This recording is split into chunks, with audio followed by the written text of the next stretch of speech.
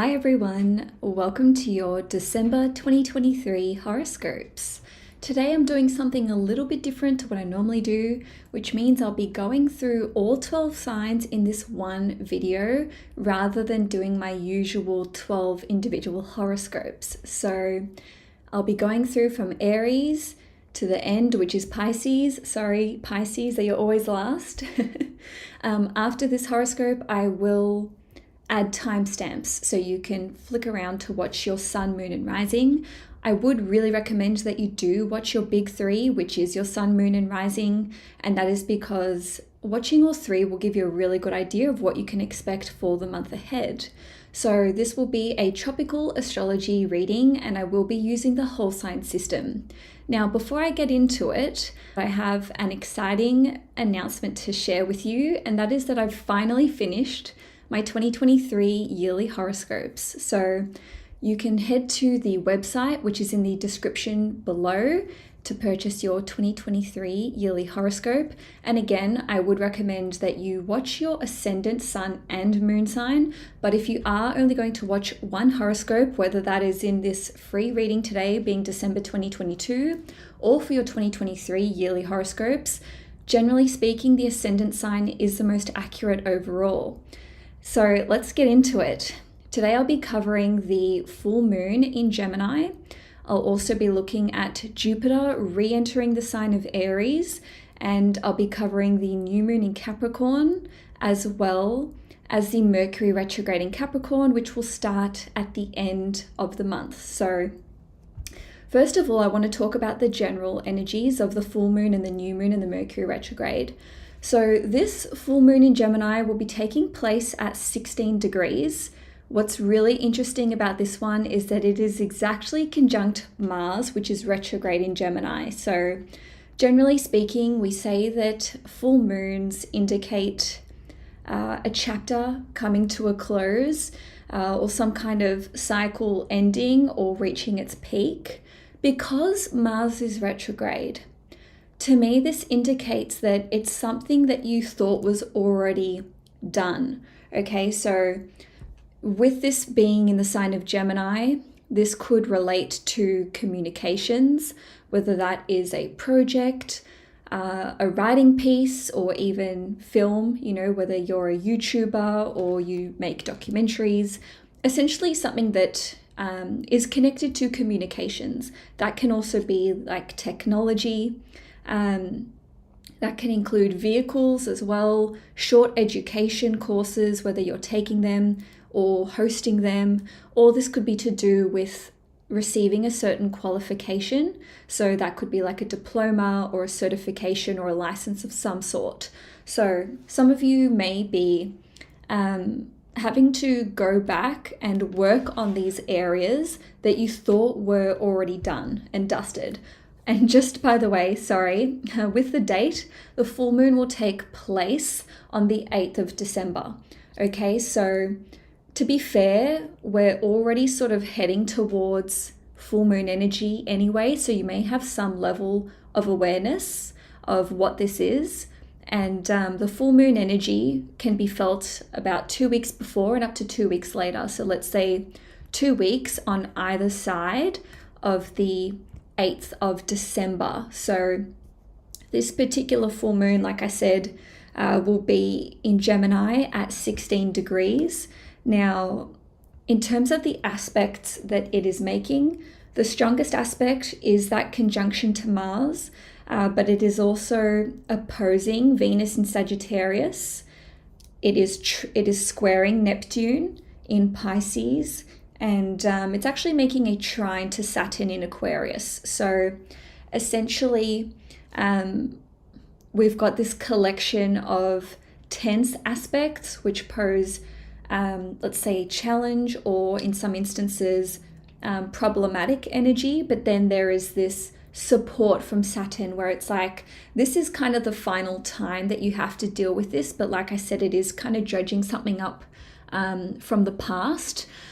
Please be careful on the roads, especially while the moon is in Gemini. Okay, so that'll be from about the 7th of December to the 9th of December, and especially on the full moon itself on the 8th. And that is because Gemini is connected to transportation, whether this is you driving your own car or you taking public transport. So, even riding motorbikes as well, any kind of vehicle action. And because it's squaring Neptune as well, I would even go so far as to include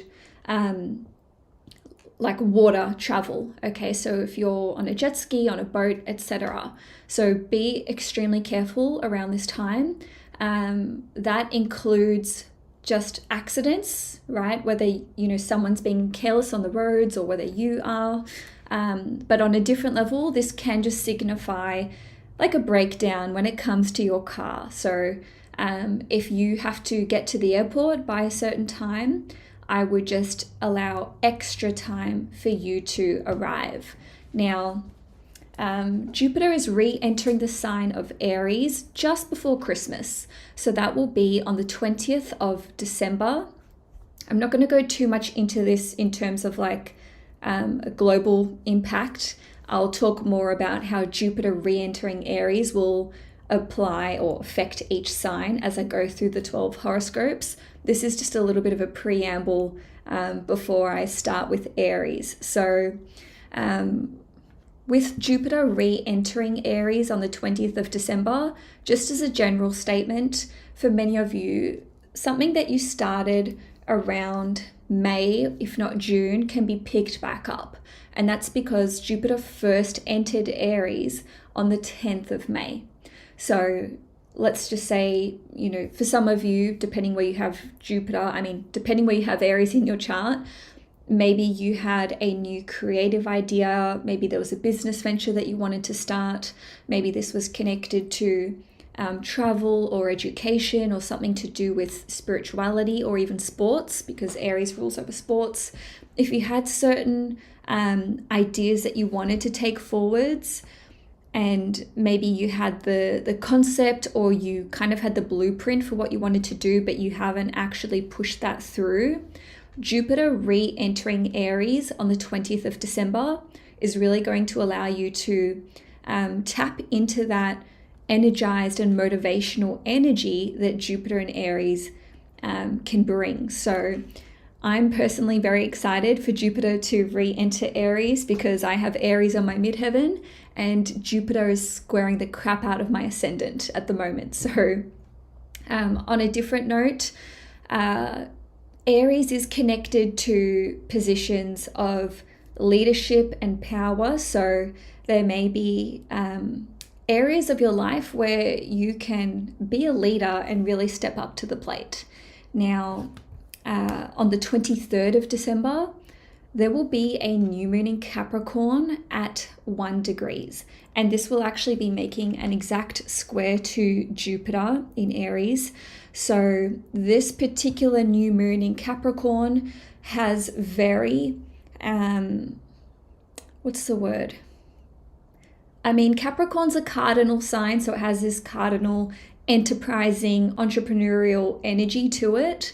And because it's at 1 degrees, this is actually the Aries degree. Okay, so we're going to be even more inspired to start something new. And Capricorn is connected to our career. I'm so sorry, someone just started mowing their lawn. I really hope you guys can't hear that. It's too late, we're already live.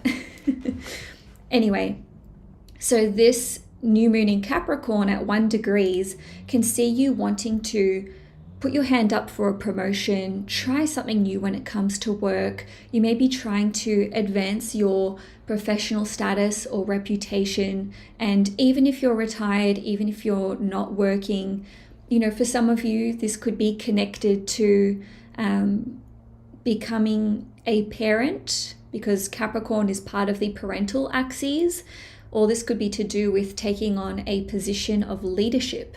And that's because Capricorn rules over all positions of leadership. So even if this is you becoming, joining the board on your country club, that's still a position of leadership. So that, once again, will be on the 23rd of December, but we can really be feeling that energy like 2 weeks before, if not 2 weeks after. Okay, so lastly, we're going to be looking at Mercury being retrograde in the sign of Capricorn. So Mercury will station retrograde in Capricorn on the 29th of December, and it will be retrograde until the 18th of January in 2022. It will be retrograding between 24 degrees back to 13 degrees. Okay, so if you are a Capricorn, an Aries, a Libra, or a Cancer between 13 and 24 degrees, you guys are going to feel this the most, because this will be either conjuncting, opposing, or squaring you, and that is indicating the 4 axes points, or the 4 angular houses, I should say, in your birth chart, and bonus points if one of the cardinal signs, so one of those 4 signs, is your ascendant. Now, with Mercury being retrograde, first of all, this happens at least 3 times a year, if not 4 times a year. So we're not a stranger to this energy. To be fair, the last time we had Mercury retrograde in Capricorn was at the beginning of this year in 2022. And Venus went retrograde in Capricorn at the same time. So it's like same, but different energy. All right, we won't have Venus retrograde at the same time, but Mars is retrograde at the same time. So this will be an extremely chaotic period. I don't want to sugarcoat that at all. This Mercury retrograde will be more intense than normal, and that's because Mars is also retrograde. Okay, so with Mars being retrograde already from the end of October through till the 12th of January, you guys probably already feel like we're in this Mercury retrograde energy. That is just going to be stacked on top as we approach the end of December. Now, there is a 2-week pre-shadow period and a 2-week post-shadow period. What that means is that literally from the middle of December, you'll start being like, whoa, this is feeling like I'm feeling this Mercury retrograde. So let's just see, on a personal level, Mercury retrograde can indicate there being some big changes, rethinking, not necessarily making the changes, but you can really be rethinking what you want to do for work, what your responsibilities are, what your duties are.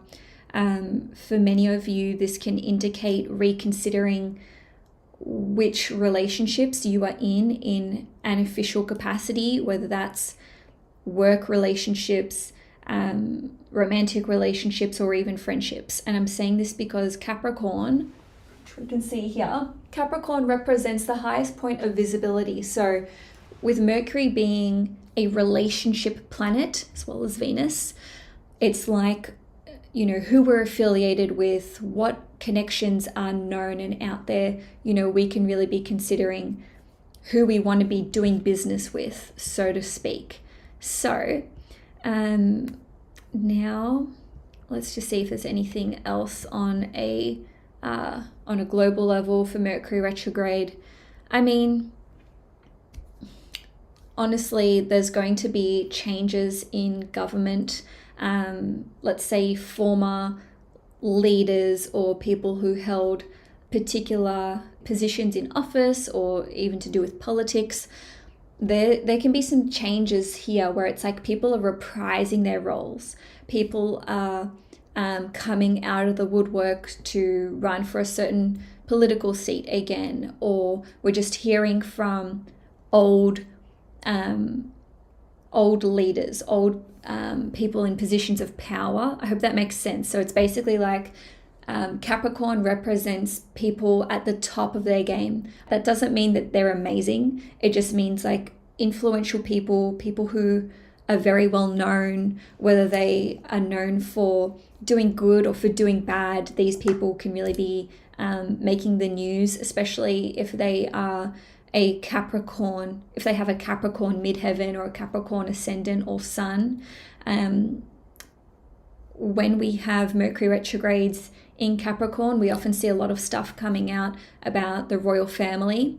So I'm wondering whether certain information about the Queen and her legacy and her wishes, especially for Charles, will be coming coming out and being revealed. Mercury retrograde in Capricorn is great for exposing any kind of corruption in government.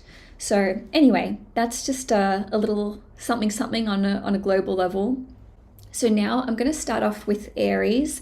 If you are an Aries ascendant, sun, or moon, this is going to be a very exciting month for you as we have Jupiter re-entering Aries. That's absolutely the highlight for Aries this month.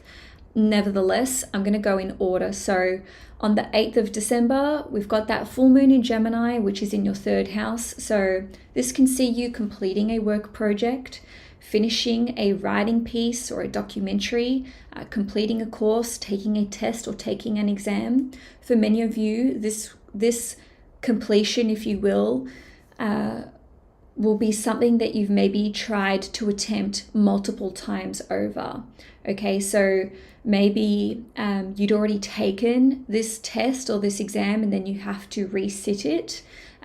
It could be that there's further, let's say, hurdles or hoops that you have to jump through to receive certain qualifications or a certification of sorts. This can see you experiencing issues with your vehicles, okay? And I know I mentioned that in the general piece for December, but because Aries individuals have the usual 12-house system without there being any changes, there is going to be some overlap there. Anyway, this full moon will impact you more than most full moons, and that is because it is conjunct Mars, and Mars is your chart ruler. Okay, so this is you and your personal effort that you're putting into these matters. Worst case scenario is that this can lead to certain let's say tensions or even disagreements or arguments with friends, with co-workers, potentially clients, and also siblings and relatives. Not that I want to put that upon you, it's just that, first of all, the 3rd house rules over all those individuals, and so does the sign of Gemini itself. Now, for some of you, because Mars is retrograde, this can see you actually resolving an issue or resolving an argument. So I'm just going to make 2 distinctions here. If there are no outstanding issues or tensions that you've been experiencing, then tensions can be running high, especially around the 8th of December. If you've had a long-standing issue with a sibling, a relative, a friend, a co-worker, or a client, or even a neighbor, then you can resolve them and you can be like, oh, we can work together. I know how to make this work. I finally understand where this person is coming from. With Mars being retrograde and it being your ruling planet, I'm very inclined to think that this is going to be you guys who are like, oh, maybe I could have done things differently. Maybe I was in the wrong, or maybe you're just going to be like rewinding or backpedaling on certain issues, especially if they've been contentious or, controversial in terms of your, the dialogue that you've been having with these individuals. Do be careful, especially as Aries, when it comes to public transport and just, being out on the roads in general. Even if you're like walking along a main highway, I'd still be extra careful, just because Mars retrograde in Gemini conjunct the full moon. It's like, this is when people can be crazy on the roads, even if you're not behind the wheel or sitting in some kind of vehicle. Okay, so you can definitely complete a major work. Maybe this is you finally getting to the end of editing an important book, like a first draft, or something to do with like an essay. Maybe you're finishing off a website. There could be issues with your existing website or an app or a piece of technology that you've developed, and it's like, oh, damn, now I have to like go in and tweak it. But then with the full moon, you can finally rectify an issue in that department. Just something to be aware of is that there may be like there is a possibility that your passwords or accounts are a bit more vulnerable at this time. I'm not saying that, every Aries is going to get hacked. I'm just saying this may be a time where you want to change your passwords and make sure that your systems are more, or that your passwords are more secure. Maybe you want to enable like a two-factor authentication. My dad works in IT security, so I'm always hearing about this stuff. Anyway, you just want to be careful about that. Let's get to the good stuff. On the 20th of December, Jupiter will re-enter Aries, which means it will be re-entering your first house. It will be in Aries in your first house until the middle of May. Okay, so 15th, 16th of May in 2022.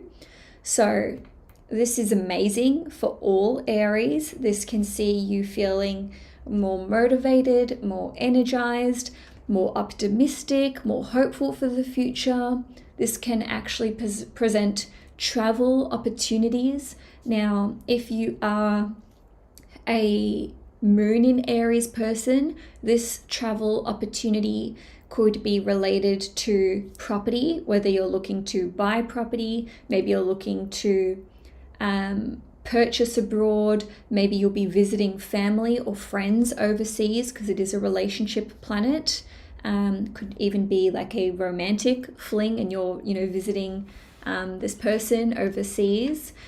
On a different note, you could, I don't know if I said this already, but if you're a Moon in Aries person, you could actually be like physically moving overseas within the next 5 months. So it's like maybe you had plans about this that either started around May, June, if not July, or maybe you're going to start thinking about this as we move into Christmas. So the first 5 months from the 20th of December, and it's like, maybe I should actually look into this. So that's if you're a Moon in Aries person. If you're a Sun in Aries person, travel opportunities are more likely to be connected to your work, anything to do with career, or achieving your big life goals or pursuing your big life goals. Maybe this is something that's on your bucket list. Maybe you think it's going to help you creatively speaking to do this. If you are if you're an Aries ascendant, also known as rising, well, Jupiter in Aries can see you traveling for a whole bunch of reasons. It doesn't need to necessarily be narrowed down. Jupiter in Aries, regardless of if you're a sun, moon, or rising, can indicate there being education and teaching opportunities or studying opportunities, whether you are the one who's studying something or whether you're being some kind of teacher or mentor. For some of you, this can see you becoming published during this period of time, or maybe landing a publishing contract, or there's a deal there to be done. So with, let's say, a publishing agent or agency. This can see you working in import and export, or just feeling like, you are able to reach a wider audience, even if your business is not connected to import and export. This can see you being regarded as a more respectable and influential figure. You can simply just have more clarity about your future. And also, Jupiter transiting your sign is a strong indicator for falling pregnant. I would say that this is more for Moon in Aries people and Sun in Aries people. Sorry, I meant to say Moon in Aries and Aries ascendant. But if you really resonate with your Aries Sun, don't let what I'm saying stop you, or don't rule it out necessarily, because, this is a general reading after all. So now okay, I was going to do about 8 to 10 minutes per sign. It looks like we're already at 9 minutes. All right, so the new moon in Capricorn in your 10th house, this can indicate there being a new idea for your work, for your public reputation, for what you want to be known as. So this can see you applying for a new job. This can see you applying for a promotion, or you may just be deciding that you want to become self-employed. The new moons don't necessarily indicate the acquisition of such things. It's more like we have an awareness of it. We're planting the seed. We're realizing that this is what we might want to do. Now, this particular new moon, let's see, we're also going to have Venus and Mercury in Capricorn at the same time. So this this indicates that relationship potential is there, that collaboration potential is there. This new moon in Capricorn is squaring Jupiter in Aries in your first house. So to me, this represents you having a new goal, something that you want to achieve, which could be quite adventurous. It could take a lot of courage. It could require study or travel or life experience or wisdom. Again, buzzwords for Jupiter there. So it could even be an awareness of a long-term plan, or even short-term or mid-term, but it's like we're in that planning mode. So this particular new moon in Capricorn will be especially powerful if you are in Aries between literally like 0 degrees and 3, 4, or even 5 degrees. Now, lastly, let's have a look at the Mercury retrograde. So Mercury will station retrograde in Capricorn in your 10th house on the 29th of December, and it will be retrograde between 24 degrees back to 30 degrees. You'll be feeling this a lot more strongly. This can see you reconsidering what you want to do for work. You could be going back in to have an important conversation with your boss or with someone who's in a high level of management.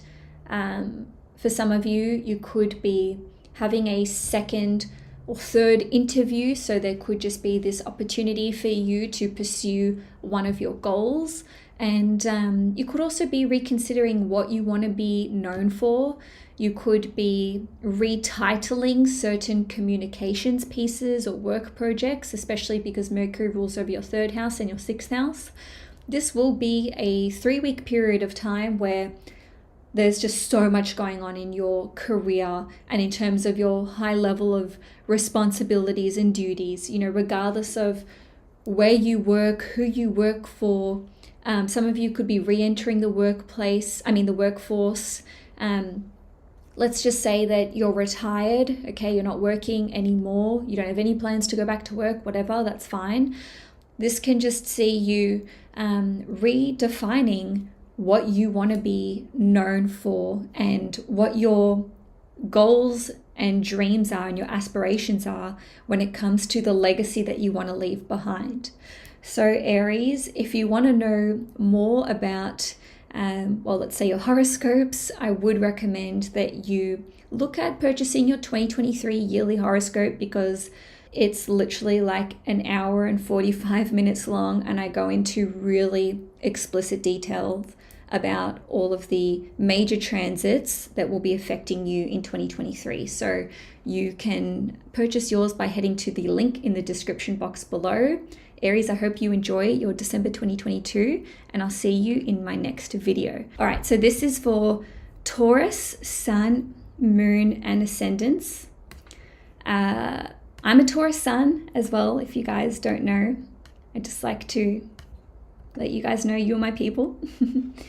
So on the 8th of December, there will be a full moon in Gemini in your 2nd house at 16 degrees. So because this is in your 2nd house, which is connected to money and finances and resources, this can see you having successfully generated a new form of income or a new stream of income. So for some of you, this can see you selling certain products, or you could acquire certain valuables or possessions. Because Mars is retrograde, in this particular new moon, and it's conjunct the new moon. This indicates that money that you thought was lost could be coming back to you, especially because Mars rules over your 12th house, which is connected to big expenses and financial losses. With Mars ruling over your 7th house and that being connected to one-to-one partnerships, whether this is like a business partnership, a friend, a client, even your romantic partner, it could even be an ex for some of you. This could see you actually receiving money that you thought that you weren't going to get from them. Now with this particular full moon, it is actually going to be opposite Venus. So Venus will be at 27 degrees Sagittarius, and that means that it will be in your 8th house. So Venus is your ruling planet whenever it is, let's say, aspected in new moons and full moons, or literally any kind of planetary aspect. This does impact Taurians on a personal level. So again, I'm seeing there being some connection here to your mutual resources. For some of you, this could be receiving your tax return. To be fair, you may have to pay money back, okay? It could definitely swing both ways. And some of you could also be looking at receiving financial assistance from another person. And I'm saying this because Mars is ruling over your 7th house. Now, because this full moon is in Gemini at 16 degrees, which is the Cancer degree, this could be connected to family. Or this could be connected to property matters and your personal living circumstances. So on a more, let's say, internal level, the 2nd house is connected to your self-esteem. Okay, so this can see you having a pretty profound realization when it comes to what you are worth, what you deserve. Now, because the full moon is conjunct Mars, and both the moon and Mars are at 16 degrees, which is the Cancerian degree, which is connected to family, there could be some really powerful realizations that come through which relate to family. Do I deserve to be treated this way by my family? Do I always get singled out? Or conversely, am I playing the victim? Okay, because we've got this full moon squaring Neptune. So it's like, how much of this is me being a target versus am I putting myself in certain situations? Am I serving myself up on a platter to be cut down or to be criticized? So this really is an internal conversation when it comes to what you deserve, how much you are worth, okay, what your own personal set of values are, what your priorities are. This isn't about someone putting a value on you. This is like, well, how much do you bring to the table? Especially because Mars rules over your 7th house, like I said, as well as your 12th house. So for some of you, especially if you're a Taurus sun or a Taurus ascendant, this could be connected to business, okay? And it could be that you're noticing that there is a gap between your full earning capacity and where you're at. And that gap is you not either raising your prices or asking for what you're worth if you have an employer. And on a different level, this could also be connected to time being a resource. And I'm saying this because this full moon in Gemini is making a trine to Saturn in Aquarius in your 10th house. So Saturn will be at 20 degrees. So we've got Aquarius in your chart sitting up the top here.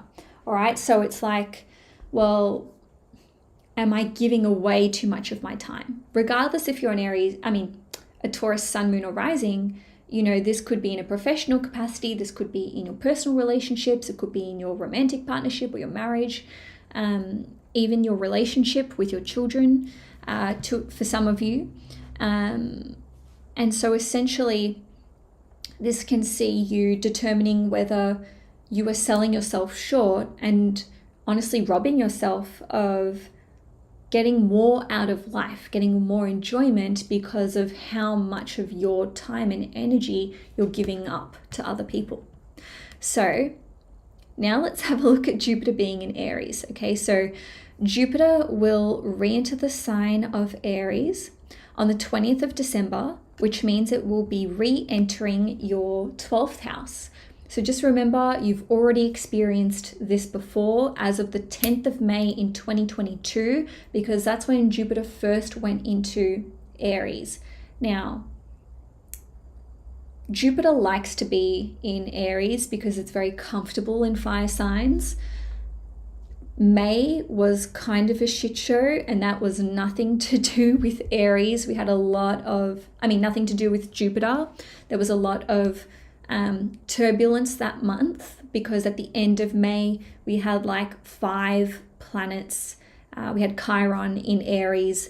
So, let's just say from June, maybe this is when you started feeling better. Nevertheless, Jupiter in your 12th house can see you getting more sleep. It can see you being really, really interested in the occult, in the other realms, in the unseen, in things like astrology, tarot, past life regressions, hypnotherapy. The 12th house is also a very creative house as well, so it is connected to poetry, acting, music. The 5th house and the 12th house are both creative houses, so let's just start there.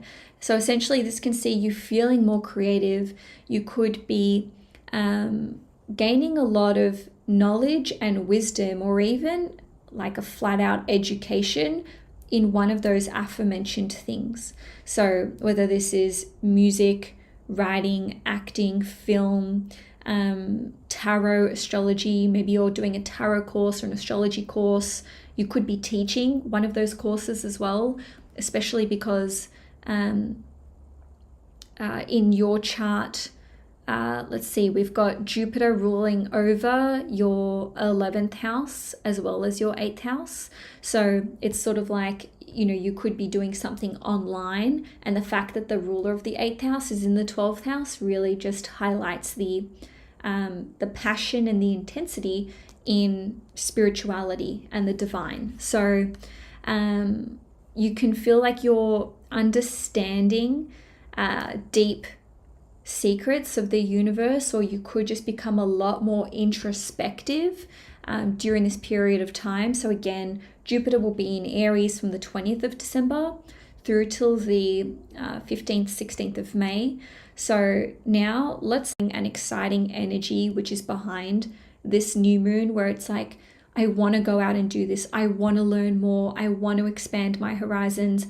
I want to see what's out there. I want to be brave. I want to be courageous. So I feel like there's a lot of enterprising energy behind this new moon, which is going to allow you to just honestly fearlessly set out and achieve whatever it is that you want to achieve. And I think that's all I had on the new moon in Capricorn. I mean, anything that you know about the 9th house, you can apply this new moon to that, to your own personal birth chart. Lastly, we're going to have a Mercury retrograde in Capricorn on the 29th of December. So it'll be 24 degrees back to 13 degrees. So if you are a Taurus sun, moon, or rising between 13 and 24 degrees, this is going to make a perfect trine to you. And the reason I'm mentioning that is because you Taurians will feel this more strongly than ones who are between, say, 0 and 12 degrees and 25 and 29 degrees. Nevertheless, you'll still feel it. So this can see you rethinking your belief systems. You can be re-enrolling in certain courses. Maybe you are picking some study back up that you'd left by the wayside.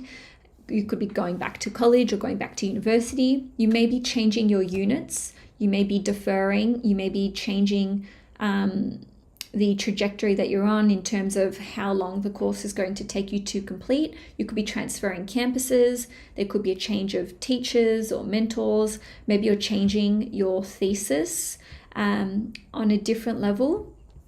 Mercury retrograde in your 9th house can see you hearing back from old teachers.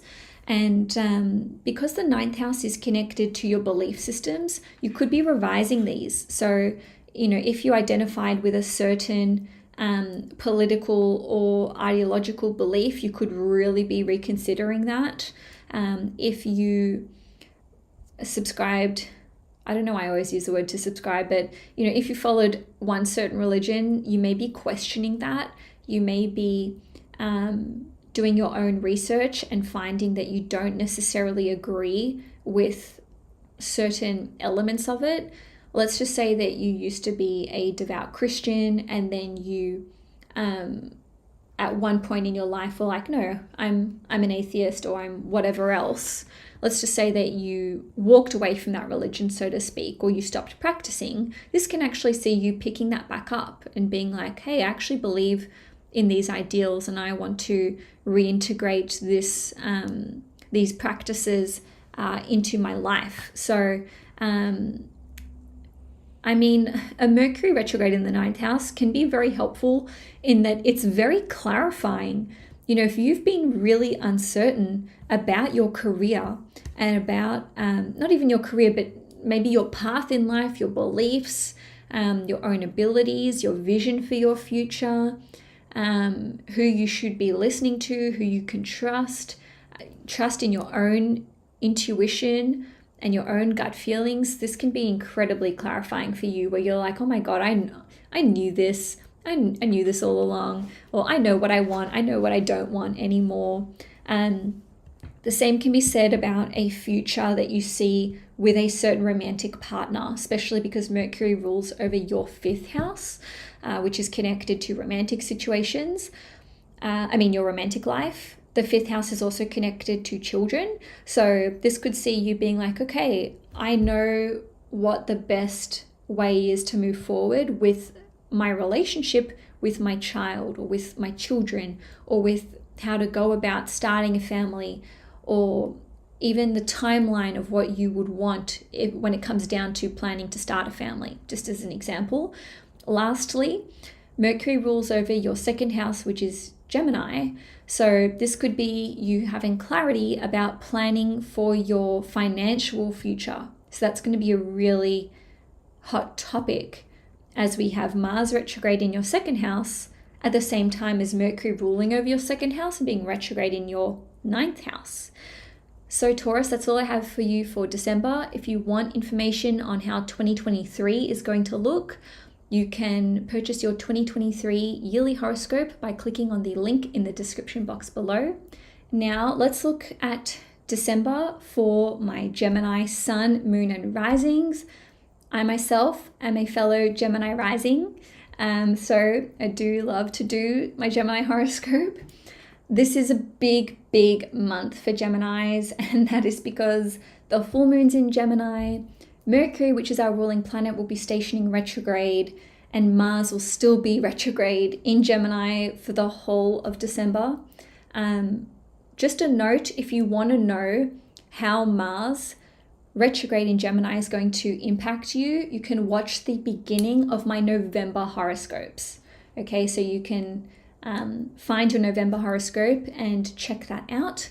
Nevertheless, let's look at December. So on the 8th of December, there will be a full moon in Gemini in your 1st house at 16 degrees. So first of all, no matter what degree your sun, moon, or rising is in, this is going to impact you because you're a Gemini.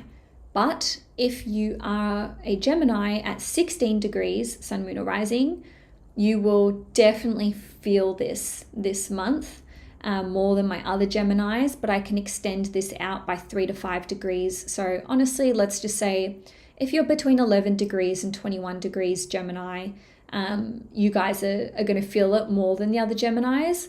Nevertheless, this full moon in your 1st house is all about you having a powerful realization about your long-term goals and dreams, as well as what you want to do professionally, or maybe even an epiphany when it comes to your health or when it comes to your daily habits and routines. And I'm saying this because this full moon in Gemini will be conjunct Mars, which will be retrograde in Gemini, also at 16 degrees. And Mars rules over your 11th house, which is Aries, as well as your 6th house, which is Scorpio. So the 11th house is connected to communities, your long-term goals, your dreams, your wider network, the legacy that you want to leave behind. It's also connected to passive forms of income as well. Now, Mars ruling over your 6th house is where we get this narrative of, okay, what's happening with my health? What's happening with my day-to-day work life? What's happening with my daily habits and routines? So a full moon in your 1st house conjunct Mars retrograde can be like, wow, I have a huge download now of what I need to do to get my health where I want it to be. Maybe there's an understanding of where you've been, I suppose, depriving yourself of certain things, which is really going to help you health-wise, or maybe even just your daily systems and processes. Maybe you're realizing that there are certain things that you do which are slowing you down. This could be connected to procrastination. You could be noticing how there is a correlation between your simple daily habits and routines and you not achieving these big milestones that you want to achieve, or you not going after these long-term dreams and goals that you have.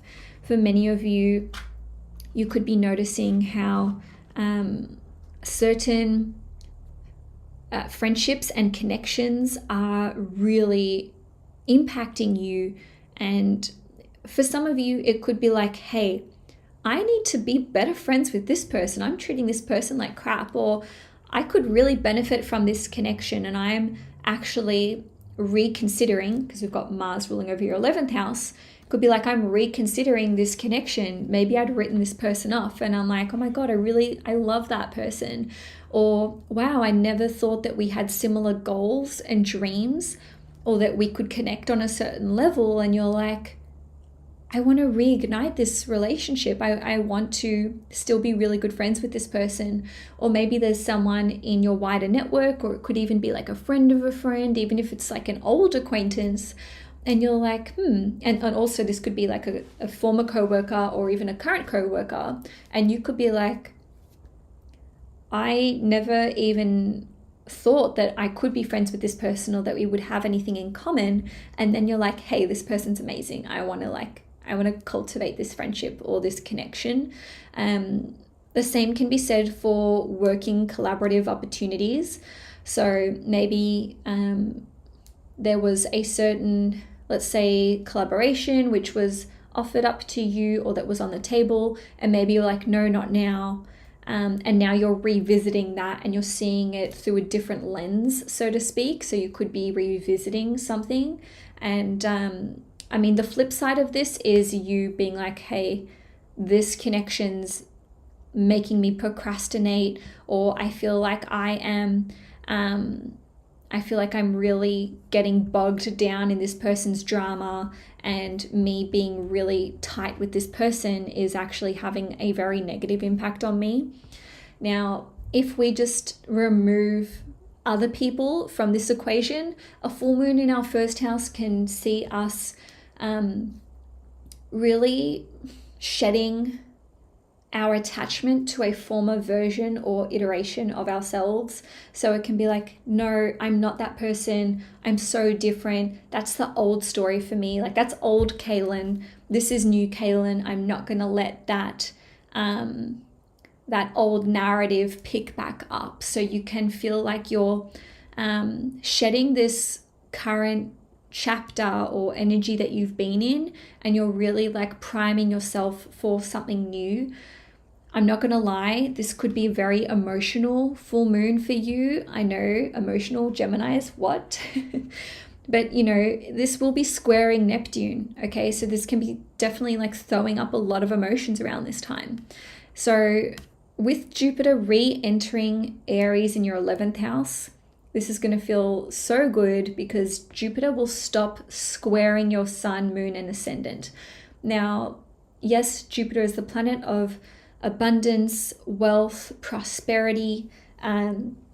It's also connected to knowledge, education, expansion, and growth. But when it squares us, so when it was in Pisces, which, you know, it is right now as I'm filming this, Pisces and squaring us as Geminis, it's like expansion and growth beyond our usual comfort level. Or, you know, here's this opportunity, take it. And you're like, oh my God, I'm so tired. Like, kind of have a break. So Jupiter being in your 11th house in Aries from the 20th of December will be like, oh, this is something I can take at my own pace now. Don't get me wrong, Jupiter in Aries is still going to be like moving quick, but it's not going to be like that whiplash kind of feeling that Jupiter squaring Gemini could have given you. So anything that you initiated around May, June, or July when Jupiter was first in Aries, we can be picking this back up and just kind of like organizing it properly, because lots of Geminis will have had these big lofty goals and dreams that they were conceptualizing around that time, and it's like maybe you just had the blueprint for it but you didn't move it forwards, or maybe you wanted to take it forwards but there were just all these other obstacles popping up like mushrooms, and you were like, fuck, like I just can't do what like I want to do. I really want to work on this, but I need to finish these other things up first. I need to tie up other loose ends. So I know I felt like that. Don't get me wrong, I loved doing my 2023 horoscopes, but the whole project took me like 10 weeks. So, you know, there were other things that I wanted to work on, and I'm like, oh my God, can I just finish this so that I can do the other stuff, like the fun stuff? And I feel like this is Gemini culture, but it's like the most creative that your mind might be is when you're doing things that you have to do and you're like, oh, but I really want to go do this. I digress. So Jupiter in your 11th house can see you joining new groups, joining new communities. It can see you meeting like-minded individuals. I like to say like-oriented because I don't want to meet people of the same mind as me, but you know, it's like people that you can really connect with. So maybe you have learned a lot from people who are in your wider network who are in a community. So maybe you just have that sense of community. The 11th house is a money house, and it is connected to passive forms of income and residual income. So there could be ways that you set yourself up financially so that you don't have to do as much work, like, you know, be consciously putting your energy and attention into something. So you could just have, you know, like passive income bubbling along in the background. Because Jupiter rules over your 7th house and your 10th house, this could be connected to sales. This could be connected to something you do with your career, or how you've structurally set up your business, or the way that you do business, even if you haven't set up a business. Jupiter in the 11th house is amazing because it sextiles you as a Gemini sun, moon, or rising. So this actually indicates that there's so much help and support that's coming to you from the 11th house. So it's like, let's say that you are on social media. This could be your supporters. I like to call them supporters, not followers, but nevertheless, let's call it what it is: supporters, followers, subscribers. You could be making money through social media accounts, or through technology or inventions that you've created, or new innovations. You could be looking at, oh my God, does everyone have to mow their lawn today? I'm so sorry. I hope you guys can't hear that. Anyway, so this, like, it's such a beautiful day. I get it, but like, I swear to God. Anyway, so Jupiter in your 11th house sextiling you indicates the opportunity that's coming from other people. Let me help you. Let me share my wisdom with you. Let me, you know, tout your name all over town. Let me represent you. Maybe they're just sharing your work around. You don't need to be like a YouTuber. This can be like however you express yourself or make money, or even if you're in certain communities and groups, there can just be a lot of support for you to maybe even take on a position of leadership with Jupiter ruling over your 10th house. And for some of you, you could even meet a romantic connection through a group or a community online. This could be someone that you're friends with, or a friend of a friend, or someone in your wider network. And I'm saying that because Jupiter rules over your 7th house. So now let's have a look at the new moon in Capricorn. So this will be in your 8th house at 1 degrees, and it will be squaring Jupiter in Aries. So let me just double check something. Is Jupiter at exactly 1 degrees? Jupiter's at 0 degrees Aries, so it's 1 degree off, but still that's really close, guys. Now with this new moon taking place in your 8th house, this can see you going to see a tarot reader or an astrologer, studying something to do with the occult or something taboo. This could see you doing some kind of deep research. This may be a very emotional time for you as well. And the reason I'm saying that is because with this new moon in Capricorn, Venus and Mercury and Pluto are all here at the same time. So Mercury, being your chart ruler, indicates that this is where your mind is. This is where your attention is going. To be fair, Mercury in Capricorn, which happens every year around Capricorn season-ish, like this is, generally speaking, an emotional time, because the 8th house is a very deep and psychological house. So we can be really focused on confronting our shadow side, confronting our demons. We can be extremely preoccupied with our past traumatic experiences, our emotional vulnerabilities. And for some of you, to be fair, you could be starting up a new a sexually intimate relationship. And on a different note, this can see you deciding that you want to see a psychologist, or you want to see a psychiatrist, or you want to study astrology or study tarot or something of that nature. So in a nutshell, I see this new moon in your 8th house as being a deeply transformative house, because the 8th house is connected to Saturn reversals and transformations. But it's like, I want to help myself. Okay, with a square to Jupiter in your 11th house, it's like, how am I holding myself back? Why am I holding myself back? Can I please just break out of this, because it's driving me nuts? Okay, so this can see you actually having like a real release as you confront certain, let's say, addictions, or like clinging to the past, because the 8th house can see us sort of like stowing away all of our insecurities and our secrets, and we don't want to like let people see this side of ourselves, and we can sort of revisit this energy and kind of ruminate or stew on it. So I see this as being a deeply healing and transformative time, but it's not like, okay, I get to the new moon in Capricorn on the 23rd of December, and then I'm like healed just in time for Christmas.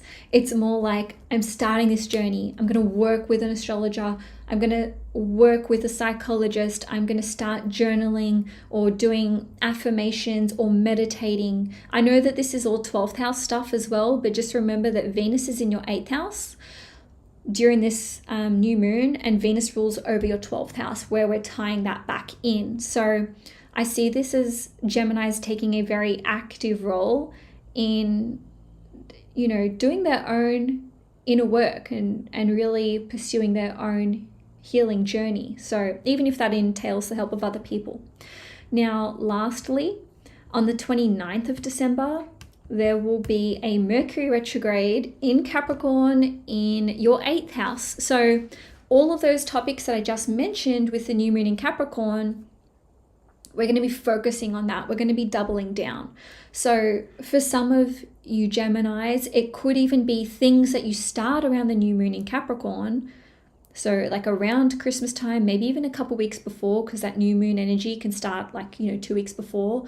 We're doubling down on that. Oh, I'm interested in psychology. Hey, I'm going to throw everything at this. I'm really, keen on learning more about tarot. I'm buying myself lots of tarot decks and a bunch of books and practicing all the time with all these different decks. So I really feel like whatever you pursue or become interested in around the 23rd of December, or again, maybe 2 weeks before that, by the time we get to the end of December, we're just like consuming that information and we're like so interested and into it. So some of you during this period of time could be going back to an astrologer that you used to see before, or a tarot reader, or a Reiki practitioner.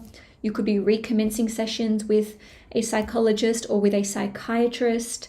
If you were romantically, and by that I mean intimately and sexually involved with someone previously, you could actually be like picking up where you left off, so to speak. However, for some of you, if let's say a new sexual relationship begins while we've got that new moon in Capricorn happening, so let's just say in the month of December, when we get to the end of December and maybe even into the first 3 weeks of January, that whole dynamic could change. So if things were like hot and heavy at the start, and then all of a sudden this person ghosts you, or feelings change on one side or another, don't be surprised. And that's because we've got that Mercury retrograde energy, and Mercury is your chart ruler. Somehow I feel like this would be you and your feelings changing rather than the other person's, but it could go either way. And just by the way, that has absolutely no bearing on the long-term success or the longevity of that connection. I'm just saying that during the Mercury retrograde from 29th of December till the 18th of January, things flip around, feelings flip around, or the dynamics of that relationship change in one way or another. And Gemini, if you want to know about your year ahead for 2023, you can purchase your 2023 horoscope using the link in the description box below, and you can go for that one whether you're a Gemini sun, moon, or ascendant. The ascendant sign will be the most accurate for you overall, generally speaking. So Cancer, sun, moon, and risings. This is an impactful month for you, and that is because we've got your 7th house and 10th houses being really activated. So no matter what sign you are, if the 1st, 4th, 7th, or 10th houses are very activated, we start to see real tangible things take place in our life, or like major events can occur. And when I say that, I mean like in the 3D, this is not so much to do with like what's happening on an internal level. This is more like what's happening with my work, what's happening with my connections and relationships, etc. So first and foremost, on the 8th of December, there will be a full moon in Gemini at 16 degrees in your 12th house. So to be fair, this is the exception. Okay, so this first transit or astrological event that I'm going to be discussing, this will be more internal for you. So this can see you having a huge epiphany when it comes to if you've been self-sabotaging, seeing things clearly, seeing how you may have been engaging in relationships or connections or practices that are not for your best and highest good. Now, this full moon in your 12th house will be conjunct Mars at 16 degrees as well, which will be retrograde in Gemini. Mars rules over your 10th house, which is Aries, and it also rules over your 5th house, which is Cancer. So what we're doing here is we're combining the meaning of the 10th house, or what the 10th house rules over, I should say, as well as the 5th house. So we're looking at career, public status, professional reputation and identity, how we want others to perceive us, work aside, what we're putting out into the world, how we want to be known, how we want to be remembered. And then we're also tying in our romantic life, which is indicated by Mars ruling over the 5th house, our children, potentially owning our own business, and blanket statement are hobbies, passions, and creative gifts and talents. So in a nutshell, this is you guys realizing that you have been underestimating your attractiveness. You've been underestimating. I mean, obviously this is a general reading, so take what resonates for you, right? But for some of you, underestimating your attractiveness and your potential for a successful relationship, underestimating your parenting skills, maybe underestimating your child. Okay, if you already have children, you could have overlooked certain gifts or talents that they have. And this is absolutely not me putting any kind of shame onto you guys. It could be like, oh, I knew they loved drawing, but wow, I think they've really got a talent that they can work with here. And if they are older, let's say they're adults, maybe you have been underestimating their ability to run their own lives. Maybe you've been doing a bit too much for them, or you're like, wow, they've actually got it more together than I thought, or they're more mature than I thought. Now, some of you could have been self-sabotaging or underestimating your own ability to start a business, to run your own business, or even to just hone your creative gifts and talents. So, for example, if you're like, hey, I love cooking, but that's just like for me and my family. Maybe you're like, I could actually enter a competition. I could go on MasterChef, or I could start a business related to this, or I could run events. I just feel like you guys are coming out of some sort of like rut, I suppose, where you're finally going to be seeing yourself clearly. And I'm saying that because we do have this conjunction to Mars, and it's this awareness of, I could be well known for this. I should put myself out there. I should put that talent out there. Cancers are competitive. Okay, they're a cardinal sign. It's just that you guys do things more discreetly. But I know Cancers are ambitious. And again, this is a general reading, but you guys are tenacious, you're ambitious, you're observant. You can operate on the emotional plane. You're people, not people pleasers, you're like a people person. So you know how to work with people. Cancerians are fantastic business people. Let me hype you up and prop you up if you've been doubting your capabilities when it comes to, professional accomplishments or milestones. I mean, even if it's that you just want to do something for you, whether this is like writing a book, learning a musical instrument, writing a piece of poetry, this is all like 12th house combined with 5th house stuff, because the 12th house is a very creative house. So this can see you actually completing some kind of creative project. You could have some kind of spiritual or emotional breakthrough. You could feel like you're finally released from some kind of past romantic connection, because Mars rules over your 5th house, which again represents this like your romantic connection, right? So you guys could be like, oh, I'm cutting the cord with this person. I don't need to, they don't have a hold over me. Or maybe things that your child had said to you, or things that a past romantic partner had said to you were eating away at you, and you were like, screw that, that's not me. So I just feel like you guys are coming out of some kind of some kind of rut, some kind of reverie where you're just like not seeing your own self-worth, and really cutting the bullshit when it comes to self-sabotaging behavior and acting like a victim.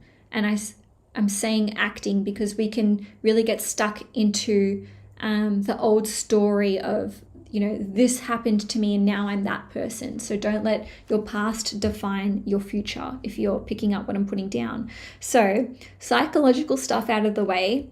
On the 20th of December, Jupiter is going to enter the sign of Aries. So this is amazing for your career, maybe, and even just like your public status and reputation. This doesn't have to be connected to work.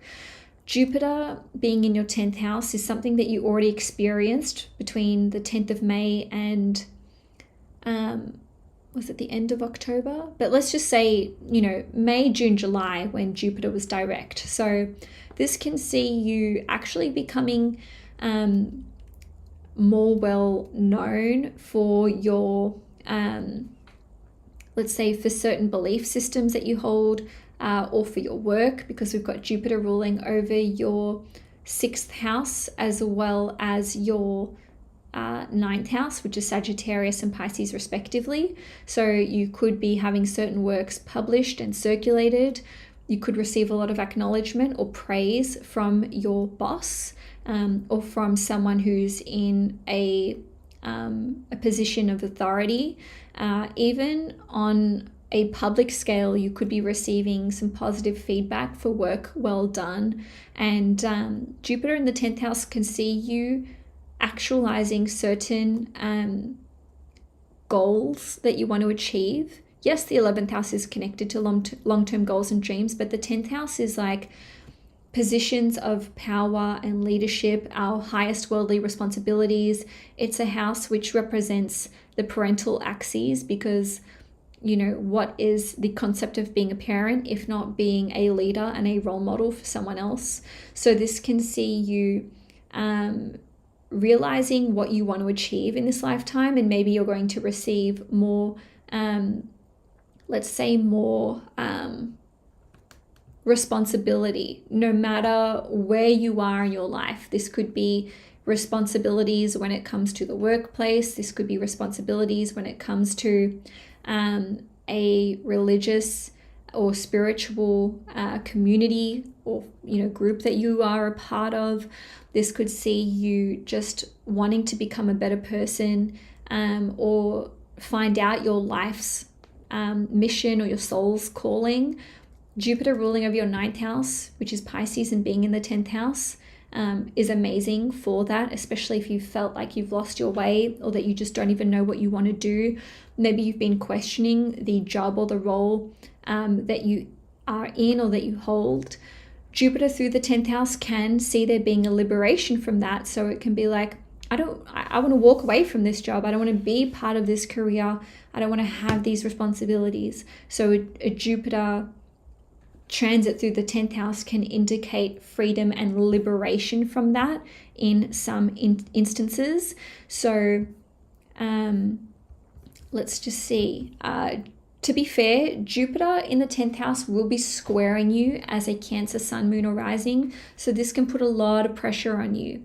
Pressure to step up, pressure to do more with your work, pressure to act on your vision for the future, pressure to, you know, uphold some kind of powerful position or position of leadership, pressure to stand up for your beliefs, pressure to not shy away from telling the world what you want to do. So in some instances, this can require pushback. No, I don't accept your vision for my future. No, I don't want to subscribe to these beliefs. No, I don't want to be part of this religious faith or group anymore. I have my own beliefs, or I have my own political beliefs. So a square to Jupiter can be like pressure to do what is morally right or ethical. And this is representative of your own set of morals and ethics, because not everyone obviously shares the same. So it can be a time where we just feel really pressured to be our authentic selves, in spite of what other people are kind of putting upon us. Now, on the 23rd of December, there will be a new moon in Capricorn at 1 degrees, and this will be in your 7th house. It will be squaring Jupiter in your 10th house as well. So new moons will impact Cancerians because it involves the moon, and same can be said for a full moon. So it doesn't matter if the new moon or the full moon is not in Cancer. This is why Cancers are known for being moody, and that's because the moon is your ruling planet or luminary, and it goes through all of its phases, you know, within a month, which is a lot faster than everyone else's ruling planet. So I digress. A new moon in your 7th house at 1 degrees can indicate a new romantic relationship coming through, making something official, proposing to someone, or receiving a proposal. This can indicate the mere plan or suggestion of solidifying a new romantic connection. And when I say new, I mean taking something from casual territory through to more official or exclusive territory. And I'm saying this because the 5th house is connected to casually dating, whereas the 7th house is like we're either engaged, living together, have kids together, property together, or, you know, our lives are like really enmeshed rather than just like something that's more casual, like I said. So yeah, this can indicate a new romantic relationship or an existing romantic connection becoming more official. Maybe you'll be making certain plans together for the future, and you know, especially because this new moon will also be together with Venus as well, which is a relationship planet. Now, on a different level, this can indicate a new work contract coming through, a new business deal, working with another person, working with a new client. Maybe you'll be looking at starting up new services that you want to sell. So this could be a new service that you are offering. This could be an important new friendship where it's like, you know, you kind of knew this person in a sort of in a casual sense, but now you guys are like hanging out, getting coffee, or you just consider this person to be a good friend. So it's kind of like taking your friendship to a new level. To put that in a less strange way, this can just indicate that you consider this person to be like one of your core people, like one of your inner circle friends, especially because this new moon is with Mercury. Mercury rules over your 3rd house, which represents, you know, groups of friends. Now, a new moon in Cancer in your 7th house can indicate that for those of you who have a long-term romantic partner already, there could be a brand new chapter or a brand new start in their personal life. And that's because your 7th house is their 1st house. If that doesn't make sense, just don't worry about it. What I'm saying is that if you're in a relationship already, it may not be that you are meeting someone new or that you are doing a business deal or making a new friend or that there's a new romantic connection. The way that it manifests for you is that you could be witnessing that your romantic partner is having this new chapter that's starting in their lives. And this could be a really big deal for them, especially because we have so many planets in Capricorn with this new moon, which really emphasizes the potency of the new moon. So, you know, Moon, Sun, Venus, Mercury, Pluto, they're all in Capricorn while this new moon is occurring. So lastly, Cancerians, on the 29th of December, there will be a Mercury retrograde in your 7th house from 24 degrees going back to 13 degrees. So the Cancerians who will be the most impacted will be those between 13 and 24 degrees. If you are outside of those degrees, you will still feel it. You just won't feel it as much. So Mercury retrograde in the 7th house can indicate hearing back from old lovers, old friends, people, maybe, like exes, whether that's like an ex-romantic partner or an ex-friend, or it could just be friends that you haven't spoken to for ages. You could be hearing back from former clients, people that you used to do business with, a former romantic partner. If you work in sales or in one-to-one client, kind of in a one-to-one capacity with other people, let's just say that you have a contract or a deal or some kind of arrangement with them. This could be subject to change. So there could be lots of fluctuations in your one-to-one meetings that you have with other people, regardless of if you're a Cancer, Sun, Moon, or Rising.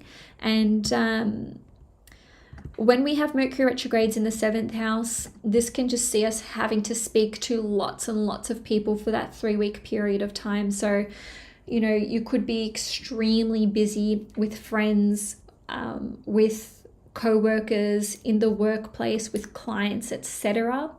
You could be trying to figure out certain issues that you've been having with your romantic partner if you are in a relationship. If you've been on and off with a partner, this can see you definitively deciding one way or another what you want to do. And so Cancer, that's all I've got for you for December. If you want to purchase your 2023 yearly horoscope, you can do so by clicking on the link in the description box below. And I would recommend that to all Cancers, Sun, Moon, and Risings. But I would especially start off with your ascendant sign if you're only going to purchase one. So Leos, Leo, Sun, Moon, and Risings, on the 8th of December, someone else is working on their lawn outside. This is quite unbelievable. Anyway, hopefully you can't hear that. On the 11th of December, there will be a full moon in Gemini at 16 degrees in your 11th house. So this can see you letting go of a certain friendship group or network or a community that you are a part of. So maybe you're like, I just don't have anything in common with these people anymore. I don't really want to be associated with them. We just don't have aligned values anymore. For some of you, this could see you maybe having a falling out with a friend as well. It doesn't need to be like we're fully calling it quits. I just feel as though this full moon in your 11th house is like, let's actually address the elephant in the room. You know, we just can't ignore this issue any longer. For some of you, you could actually be achieving a long-term goal or dream or some kind of milestone. Some of you may be deciding that you don't want to work on certain long-term goals or dreams anymore. You could be closing down a certain social media account or profile. You could have achieved some kind of passive form of income or residual form of income. This full moon in Gemini, will be conjunct Mars. So Mars will be retrograde at the time as well. For you guys, Mars rules over your 4th house, which is connected to family, property, and living circumstances, but it is also connected to your 9th house as well, which is associated with your belief systems, whether these are spiritual, political, ideological, and the 9th house is also connected to education. So this full moon in your 11th house can see you maybe leasing out your property, because we do have that connection to your 4th house. So you could be earning money from rent. It could be an Airbnb. It could be that you have launched a project together with a family member. Maybe you've gone into business with your family, or you're going to be collaborating with them in some way. For others of you, this could actually see you being accepted into a PhD program, because the 11th house is connected to PhDs specifically. And again, we do have that connection to your 9th house here. The 11th house is connected to inventions, innovations, and technology. So maybe you are launching some kind of like website or app or piece of technology, and could just be that there's been a lot of complications with this. There could be a relaunch because Mars is retrograde. It could be a new version. You could have rebranded or switched up your website and how it looks. Those are just a few examples of how that can play out. Now, on the 20th of December, Jupiter is going to enter Aries in your 9th house. So first and foremost, we had Jupiter in Aries from the 10th of May in 2022 through till I think the end of October, but it was direct May, June and July. So maybe you have started something around that period of time and you had to push the pause button on it, and now you're able to pick this back up again. So for some of you, this could be connected to education, publishing, import and export, your belief systems, spiritual work, working with a coach or a mentor, or you being a coach or a mentor. In your chart, Leo, Jupiter rules over your 5th house, which is Sagittarius, and it also rules over your 8th house as well. So I'm so sorry about that noise, guys. Hopefully this person finishes with their lawn soon. Anyway, so Jupiter in the ninth house can see you working on a book, working on starting your own business, working on maybe import and export.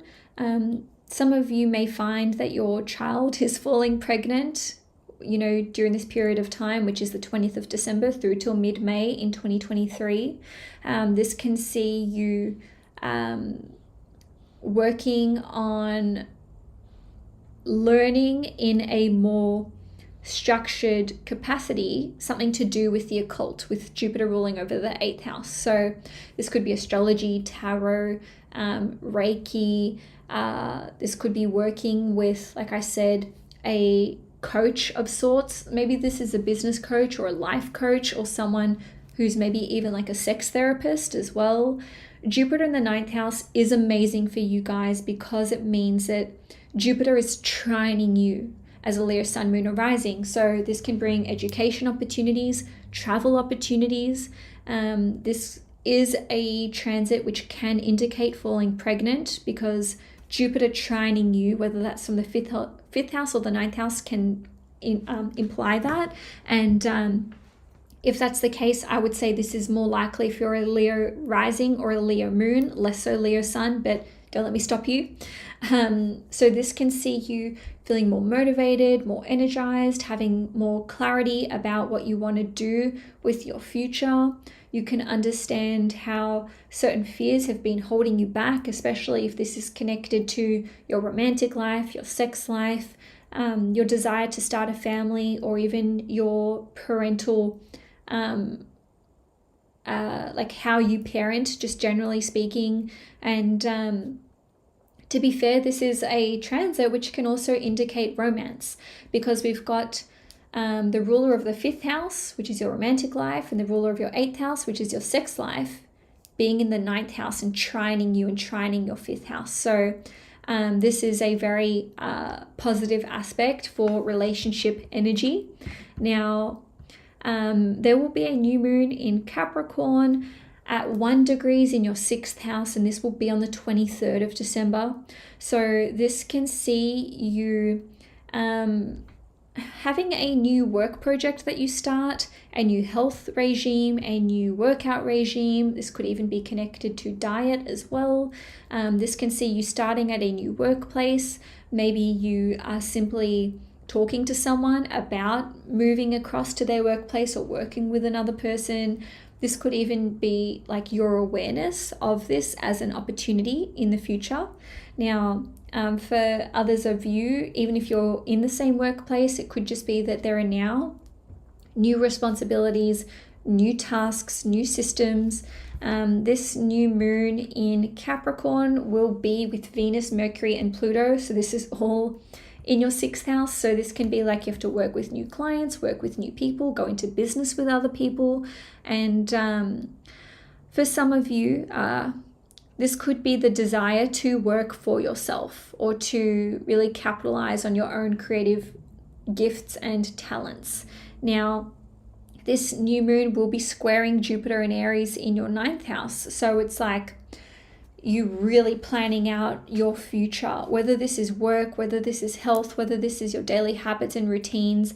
It's like what you're wanting to do around Christmas time, let's say, plus or minus 2 weeks, is really connected to your long-term future. And maybe this is going to indicate that education or travel opportunities will be involved here as well. Or maybe you're just wanting to work internationally or really associate and liaise with people who are from very different cultures and backgrounds to you.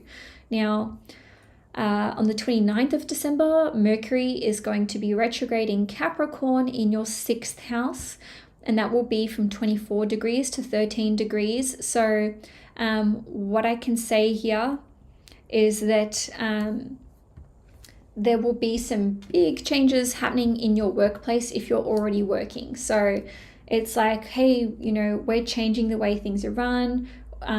Maybe there are old co-workers coming back. If you have employed people, this can see former employees coming back into the fold, or their hours could be changing. Your day-to-day hours could be changing. The kinds of responsibilities that you have could be shifting. If you've been working on projects that you thought were done and dusted, you may have to edit these and tweak them and revise them. You may have to even do a relaunch of certain projects.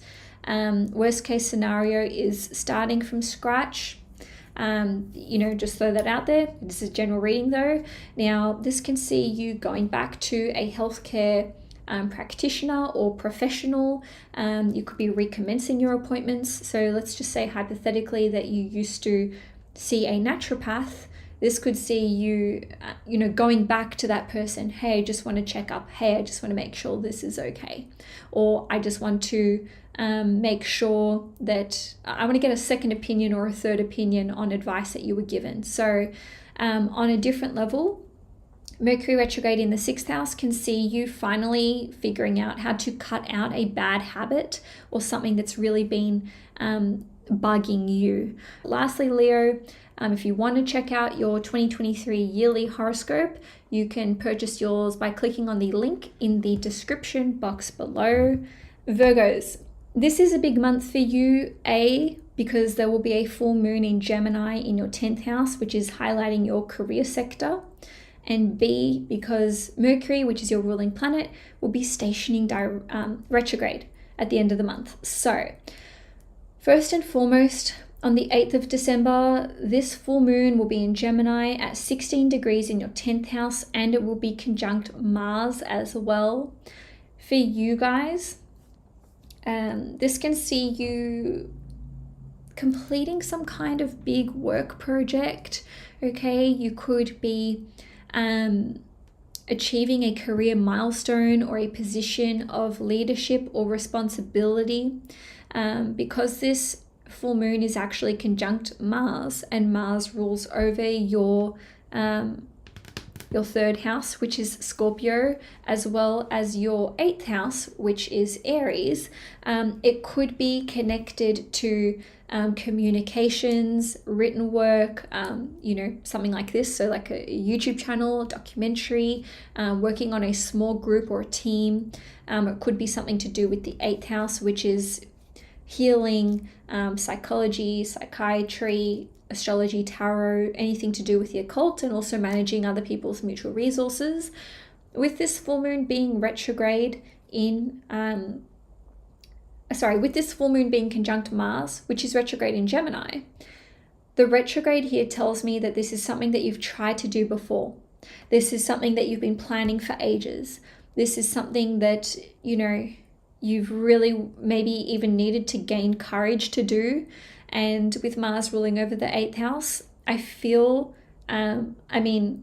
astrologically, but also my feeling is that there is some fear or some trepidation with the launch of a certain project, or with taking on a new role, putting yourself out there, walking away from a job perhaps, or just identifying as someone who's interested in the things that you are.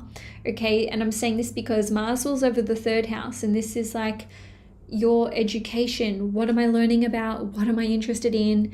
What am I researching? What am I talking about and thinking about all the time? And then Mars ruling over the 8th house is like, hey, kind of dark stuff or kind of taboo topics. And somehow, or like I said, there could be some fear there where it's like, I'm just fearful about, putting myself out there in such a way, and yet there's like such a profound sense of authenticity and honesty that comes through with this full moon. I feel like it's going to be really, really liberating for you somehow, and that you're really finally stepping out into being your true and authentic self. So this doesn't just have to be with work. This can be like how you present online, how you show up in the world, what you want to be known for, what kind of image or aesthetic you create, when it comes to, let's say, your resume in a sense.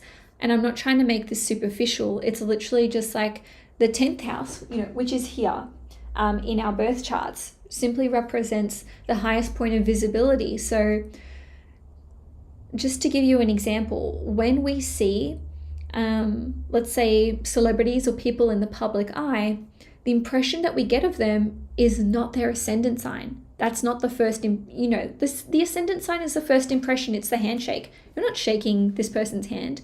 You're seeing their midheaven.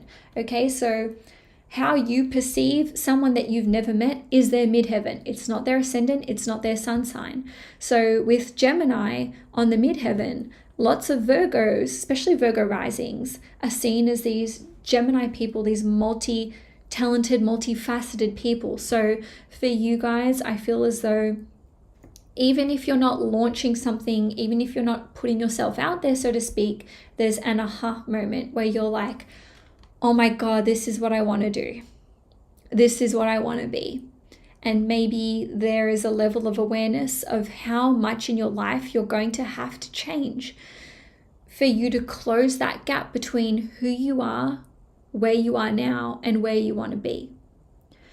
Now, this full moon in Gemini will be especially potent for Virgos who are at 16 degrees, plus or minus 5 degrees. So let's just say 11 degrees through to 21 degrees. Now, looking at Jupiter in Aries, okay, Jupiter will re-enter the sign of Aries on the 20th of December. So, Jupiter will be in your 8th house. And first of all, Jupiter likes to be in the 8th house because the 8th house is connected to mutual resources, emotional intimacy, being vulnerable with other people, and our awareness of our own shadows. And Jupiter is this bringer of information, light, illumination. So Jupiter in the 8th house is really shining this big light on what am I afraid of? What have I been ignoring? Where can I heal in my life? What can I do to heal? For you guys, Jupiter rules over your 7th house, which is connected to one-to-one personal relationships. And it also rules over your 4th house, which is connected to family. So for some of you, this is like, I'm healing things with my family, or I'm letting things go, even if I'm not making up with them. I'm working on my issues in being vulnerable with other people, whether these are romantic connections or whether these are how you operate in friendships. Maybe some of you are working on healing your inner child. On a more material level, Jupiter in the 8th house can see you making more money off of mutual resources that you have, maybe the stock market or certain investments. Not giving any kind of financial advice at all. For some of you, you could be receiving a tax return during this period of time. If you are in a romantic relationship, this can indicate that your partner is receiving a pay rise. Okay, so that's another way that can play out. Just on a general level, this can see you understanding occult topics more deeply, or any kind of taboo topic. Astrology, tarot, Reiki, Tantra, like literally anything to do with the occult or the darker side of life. We can just have more awareness and interest and wisdom that comes through in those departments. So on the 23rd of December, there will be a new moon in Capricorn at 1 degrees, and this will be in your 5th house, and it will be squaring Jupiter and Aries in your 8th house. So this new moon in Capricorn is very Capricornian indeed, and that is because we've got 5 planets in Capricorn at the time. So Sun, Moon, Venus, Pluto, and Mercury, which is your ruling planet. So this new moon in Capricorn in your 5th house at 1 degrees can indicate a new romantic relationship starting, or just meeting someone new who you are interested in. It doesn't need to be that you're meeting this person for the first time. It could be this like, hey, I know you, but now there's something romantic there. So that's another way that can play out. This could see some of you starting a romantic relationship. To be fair, it could be friends with benefits kind of thing. And for others of you, it could be that you're joining a a dating app or a dating website or putting yourself out there, especially if you've been out of the dating game for a while. So, it doesn't need to be that you're physically meeting someone, physically dating someone. It could just be like, I have a new approach to this. I'm doing something new in this department. I'm putting myself out there and I'm doing it in a new way.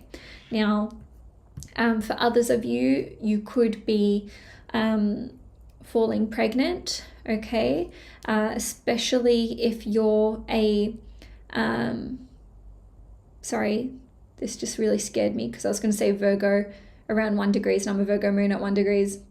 Anyway, especially if you're a Virgo between 0 degrees and about 6 degrees, okay? So I'm just giving it like a 5-degree orb. Anyway, so this could see you getting pregnant, starting a family, or expanding a family, having another child. If you already have children, this can indicate that there is a new chapter starting within your child's life. Now, on a different note, some of you may be starting your own business. You could be doing something new, which is associated with your existing business if you have one. And on a different level, this can see you discovering a new creative talent or a hobby, starting classes as well to get involved in this. Maybe this is something that you are quite excited about. It could be anything creative, drawing, writing, painting. I signed up to a sketching course the other day. I haven't properly started it, but still, it could just be something creative and fun and something that you're really passionate about. And because the new moon in Capricorn is with Venus and Mercury, you could be doing a short course. You could be doing this with friends or with a group. It could be something Venusian as well, like cooking or gardening. So, those are just a few different ways that can play out. Now, lastly, Virgo, Mercury will station retrograde in Capricorn at 24 degrees in your 5th house. So it'll be retrograde from 24 back through to 13 degrees. So the Virgos who will feel this the most will be those between 13 and 24 degrees. Nevertheless, you'll still feel it. This can see you speaking to old lovers, whether that's you reaching out or them. Could be either or. So you could just be getting back in connection. It doesn't mean you have to get back together. Some of you may. It could just be that, they slide into your DMs or they text you and they call you even if you ignore it and you're just like, you know what I mean? So old romantic history in the past can come back up. It could be that you just see them on the street. Someone else has just started mowing their lawn. This is 4 different instances. I can't. Anyway, this can see you going back to a hobby or a passion that you love, picking that back up, reopening your business, rebranding your business. This could see you, reopening business, like I said. And this could see you making changes to your business, whether this is the kinds of products that you sell or the services that you offer. Mercury retrograde in the 5th house can see you going back to writing, especially if there was like a book that you wanted to write, because the 5th house is connected to authorship. Can I just say Mercury retrograde in the 5th house is very, very good for anyone who has felt creatively blocked.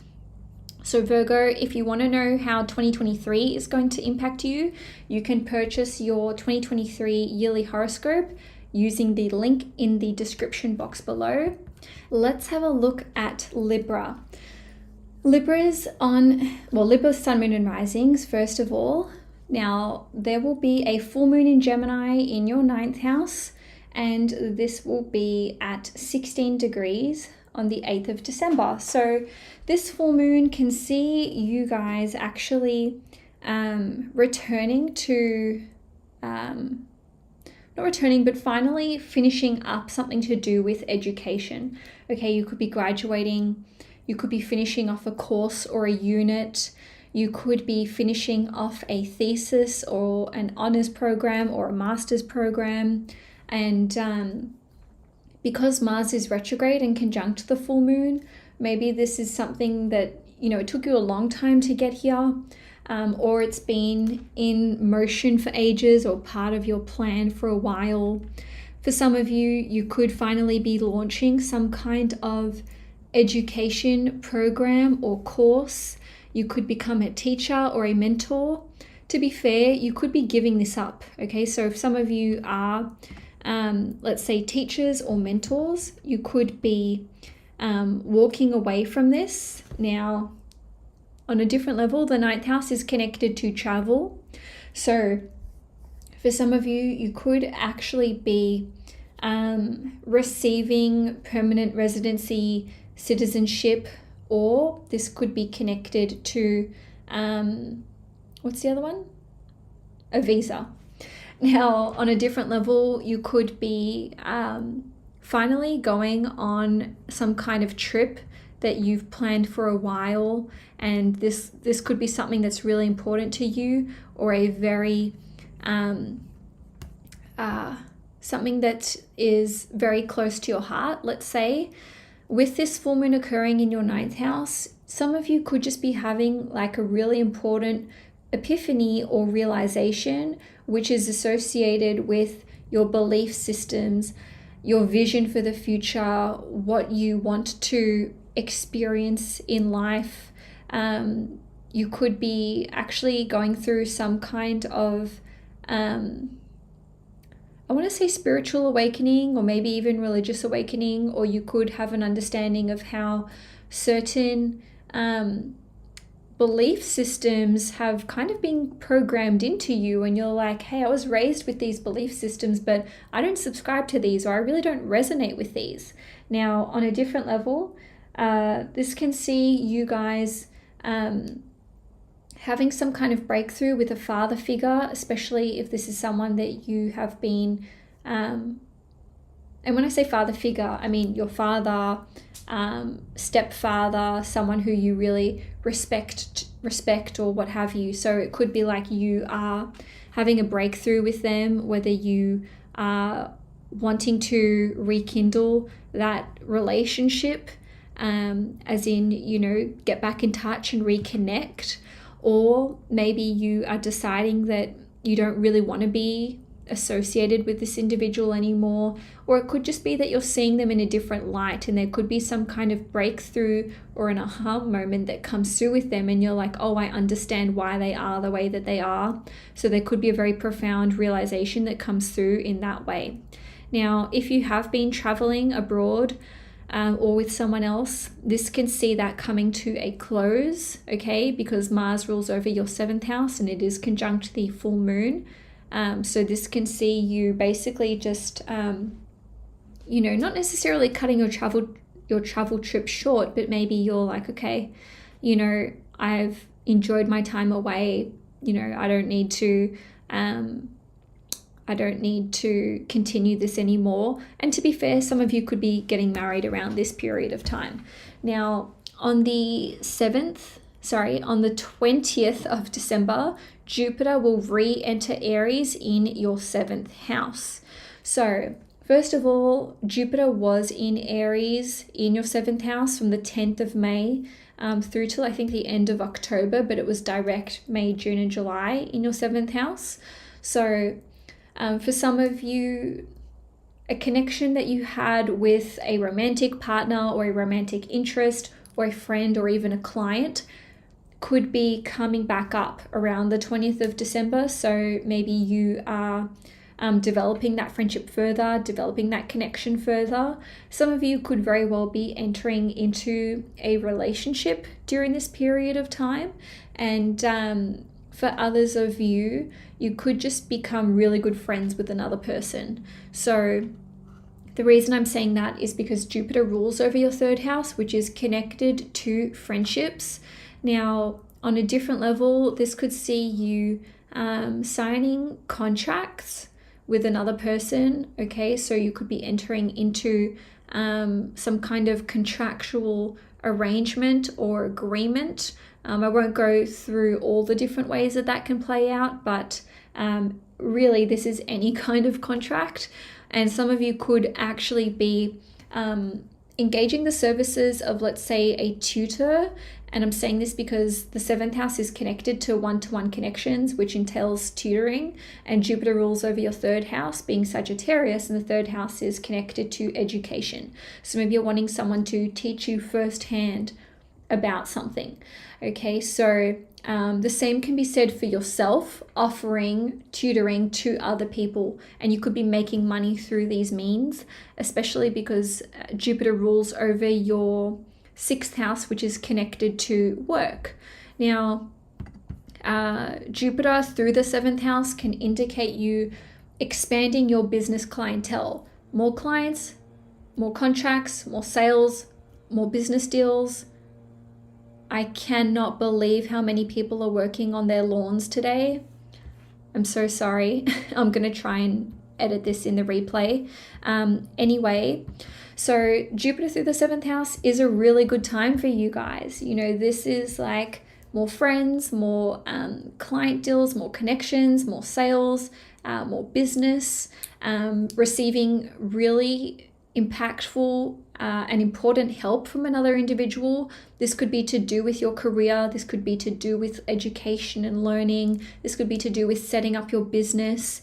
For some of you, this can see your partner going through a lot of growth and expansion. Maybe you will be traveling with another individual, whether this is a friend or a romantic interest. If you're already in a romantic relationship, this could see you see your partner, having travel opportunities personally. Your partner may be falling pregnant. There may be a lot of growth and expansion in their career, or even in terms of like growth and expansion spiritually speaking. So you could feel like your significant other is really advancing spiritually or just growing as a person. Now, on the 23rd of December, there will be a new moon in Capricorn at 1 degrees, and this will be in your 4th house. So the 4th house is connected to your family, your home life, your property circumstances, and your living circumstances. And, you know, this is honestly any living arrangement that you find yourself in, and any property that you own. So because it's a new moon, this is like a new chapter starting or a new beginning. And for some of you, this could be that you are relocating, signing a new lease, buying a house, selling a house, to be fair. Someone could be moving in with you. You could be moving in with them. This is an indicator for expanding your family as well, because the 4th house is connected to family. So you could be falling pregnant. I would say this is more likely if you're a Libra sun, moon, or rising between 0 and 6 degrees. Actually, more so Libra moon and rising, not so much sun.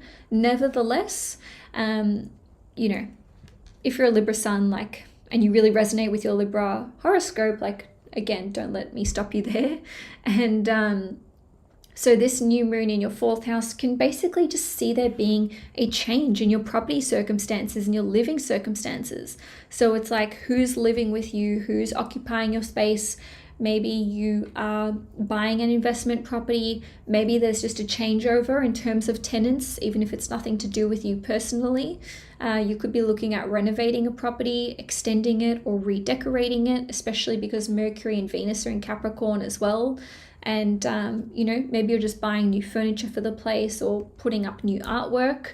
And because this new moon is square Jupiter in your 7th house, very tight square, this could, I feel like there will be some kind of, I want to say stress, but there's like a sense of urgency with, you know, moving things along, getting your future plans mapped out. So there could be a sense of urgency from you or someone who wants to move in with you, or maybe you're trying to move things along if you're buying property or selling, or someone wants to buy from you. It just feels like one party who's involved here wants things to move faster than the other party, and we're like trying to play catch up. So on the 29th of December, Mercury is going to station retrograde in Capricorn in your 4th house. So it'll be retrograde between 24 going back to 13 degrees. The Libras who will feel this the most will be those between 13 and 24 degrees. If you're outside of those degrees, you'll still feel it because Mercury's squaring you. So again, we're talking about property and family here. So this can see you ironing out existing issues or discord that you've been experiencing with family members, or flatmates, housemates, tenants. If there are no existing issues, this can represent there being miscommunications which crop up during this period of time, which is the 29th of December through till the 18th of January. Whether you live with someone or alone, doesn't matter. This can see you reconsidering or rethinking your living arrangements. Do I want to live in this suburb or that suburb? Do I want to live in a 2-bedroom apartment or a 1-bedroom apartment? Do I want this person to move in with me? Do I want to rent with them? Do I want to relocate now or do I want to relocate later? What's happening with my living environment and my property circumstances? There can just be a lot of questions and thoughts coming up about where you're living, who you're living with, where you're going to be living in the future. And also, the same can be said with family stuff. What's happening with this family member? Maybe you are spending a lot of time talking to your family. Maybe you're wanting to create boundaries with them. Just remember, we have Mercury retrogrades 3, if not 4 times a year, so it doesn't necessarily need to be a big deal. If you want more information on how this impacted you last time we had Mercury retrograde, I would be casting your mind back to January 2022 this year, okay? Because that is the last time Mercury was retrograde in Capricorn. Now, Libras, if you want to know how 2023 is going to unfold for you, you can purchase your 2023 yearly horoscope by clicking on the link in the description box below, and you can purchase that one if you're a Libra rising, sun, or moon. Okay, all 3 horoscopes for your sun, moon, and rising will apply to you on some level. So now let's have a look at Scorpio. Okay, if you are a Scorpio sun, moon, or rising, on the 8th of December, there will be a full moon in Gemini at 16 degrees and it will be in your 8th house. This full moon is conjunct Mars and Mars is your planetary ruler. So this full moon will impact you the same way that full moons and new moons in Scorpio impact you. Obviously not exactly the same way, but I mean that you're going to feel this as though it's a full moon in your sign or a new moon in your sign. So there's a lot of potency for you as a Scorpio with this one. Being in the 8th house, very emotional time, very psychological time. You may have a very enlightening, mystical or occult experience. This could be personally, whether you're doing a tarot reading for yourself or studying your own astrological chart, or this could be you getting a reading off of someone else. This is actually a profound time for deep healing and having sudden realizations, because the 8th house is connected to our shadow side, that which we want to keep hidden, our secret fears. It's, a very passionate house as well, which is connected to occult topics and sex and anything which is taboo in nature. So some of you could even have a very profound sexual experience around this period of time. Now, on a different note, this can see you having a breakthrough with a psychologist, with understanding where certain fears and blockages come from and how these have been inhibiting you in some way. This could see you actually making money. Okay, so you could receive a lump sum of money, and this could come through to you via mutual resources, whether this is a tax return, maybe your partner is receiving a bonus. You could be making money off of an investment or a joint asset in some instances. You could be receiving an inheritance. Doesn't mean that I'm foreshadowing someone passing away. I myself have received inheritance money, from my grandpa before he even passed and before he was even sick. So it could just be that you have access to resources that, come your way from someone else, regardless of whether they are alive or not. Someone could simply just be helping you. They could be helping you out financially speaking. So I do expect this to be a very, very emotional time for Scorpios. So, as we approach the 8th of December, plus or minus 1 to 2 weeks, but especially 7th, 8th, 9th of December, just put that in your diary that, hey, I may be feeling a little emotional today or intense, or maybe you'll just not really want to talk to people around this time. Conversely, you could actually be revealing a secret, becoming closer emotionally with another person, or you could be discovering secret information about another person. Okay, on the 20th of December, Jupiter will be re-entering Aries. And the last time we had Jupiter in Aries was from the 10th of May. So Jupiter in your 6th house, which is connected to work, health, daily habits and routines. This can be like, whoa, my workload, like I've just got like a mound of work to get through. But this can be really positive for you guys in that, you might be like, well, this is going to make me a lot of money with Jupiter ruling over your 2nd house, which is Sagittarius, with Jupiter ruling over your 5th house. Maybe you own your own business, or this is something to do with your creative gifts and your creative talents and hobbies and passions. So you could be monetizing those. You don't have to be, though. To me, this just indicates that there is a real influx of responsibilities and duties. And for some of you, this could be pertaining to owning your own business, or to your children with Jupiter ruling over your 5th house, which is Pisces. Or maybe you are applying for a loan. You could receive a very big loan as well, because the 6th house is connected to loans. To be fair, you could need to engage the services of someone in the legal industry to get some kind of advice. Jupiter will be in Aries from the 20th of December through till mid-May in 2023. So that's like a 5-ish month period there. And Jupiter will bestow blessings and bring prosperity to any house that it goes through. It doesn't mean that we're going to like the ways in which this occurs, but for some of you, this could be about being liberated from certain responsibilities. Okay, I don't want to work at this workplace anymore. I don't want to have these jobs and responsibilities. This can see some of you finding healthcare professionals or healers of any kind who really know their stuff. So this is actually one of the key indicators for a blessing on your health.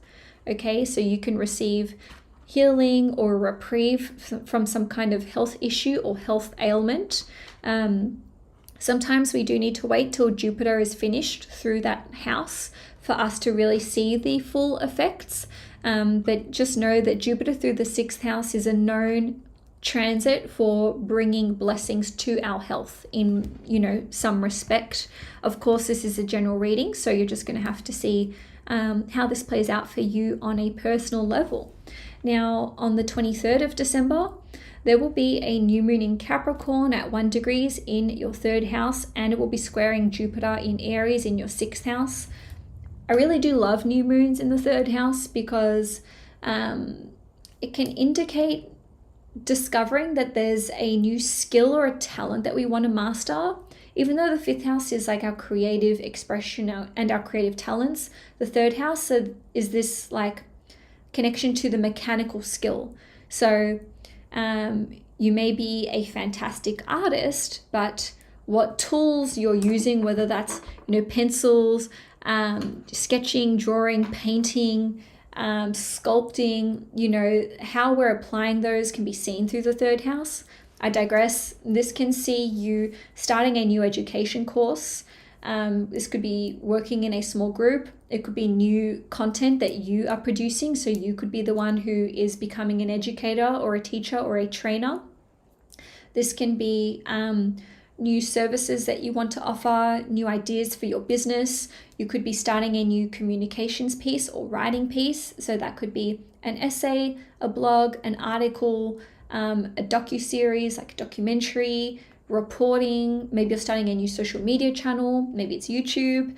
And for some of you, this could be an idea to develop a new app, a website, a piece of technology, a podcast. Obviously, there's like an infinite number of ways that this can come through.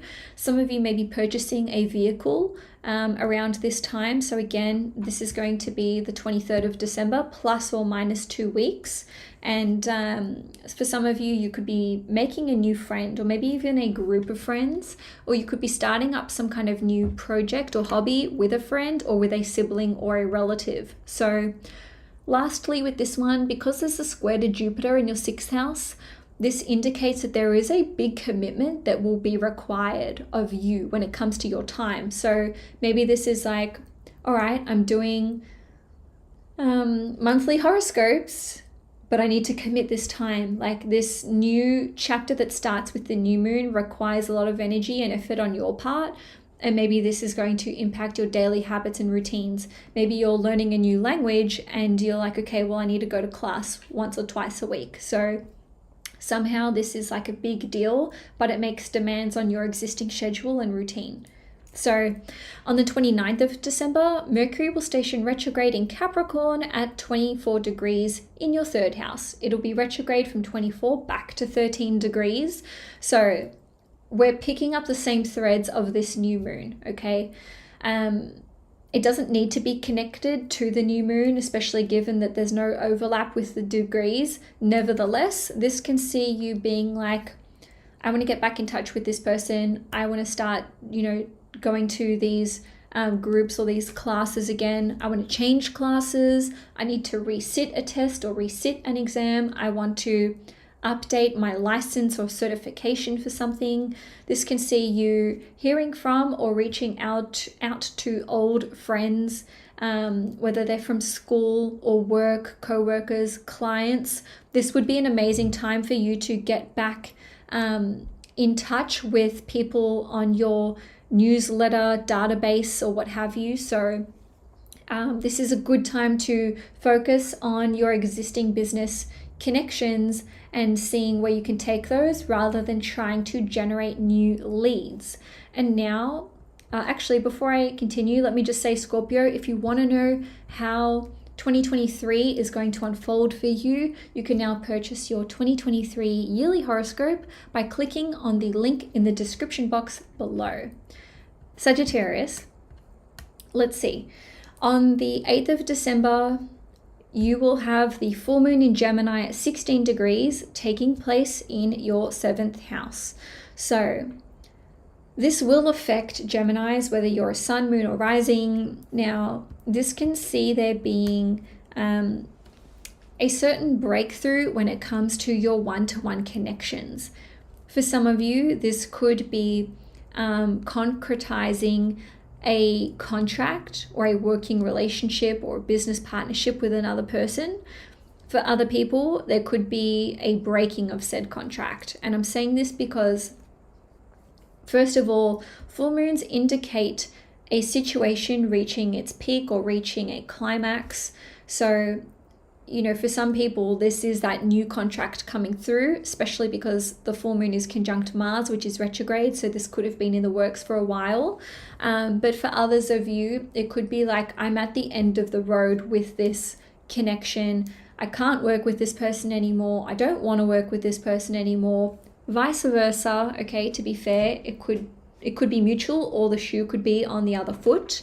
Now, on a different level, two things can be true at once, of course. So maybe it's you saying goodbye to one working arrangement to enter into a new one.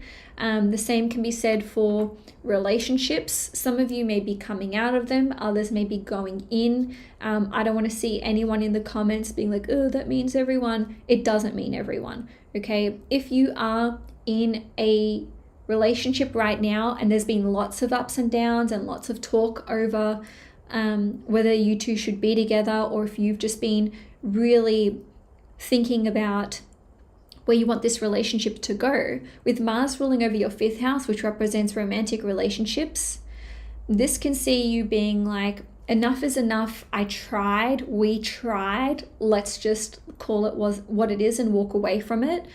Now, on the other side of the coin, and it's 222 right now, For those of you who have been semi in something, romantically involved, flirting with someone, we never got off on the right foot, we never got things started, you know, this full moon in Gemini conjunct Mars can be like, let's go for it. Let's you know, try and work this out. You know, this situation can finally reach its culmination. So obviously it can go both ways.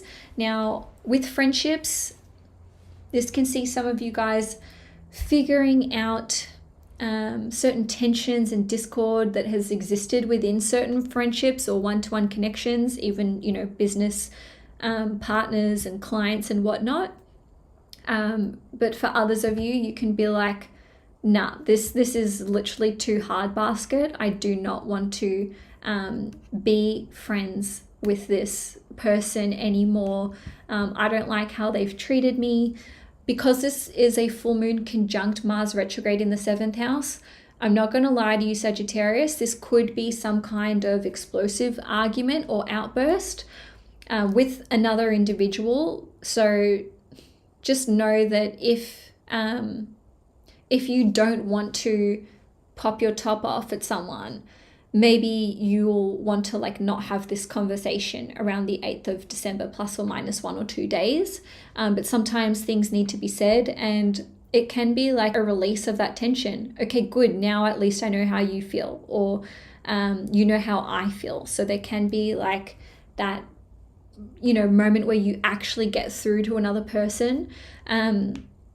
Now, you could simply be closing a really important deal or contract, whether this is work related or not, you know, it doesn't matter. It's just sort of like the 7th house is connected to contracts with Mars being retrograde. Maybe this is something that you've been pursuing for a long time and you're like, yes, I'm finally, you know, signing along the dotted line, and now we're getting down to business. So on the 20th of December, Jupiter, which is your ruling planet, is going to re-enter the sign of Aries in your 5th house.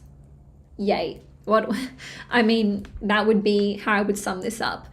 Jupiter's your ruling planet. Wherever it goes, whatever it's doing, this represents you and what you're doing. So Jupiter in the 5th house is like, I'm feeling more creative, there's more dating opportunities, I'm experiencing more romance, I have more energy, I feel more motivated, I want to create new things, maybe write a book, work on my hobbies and passions, maybe you want to start your own business.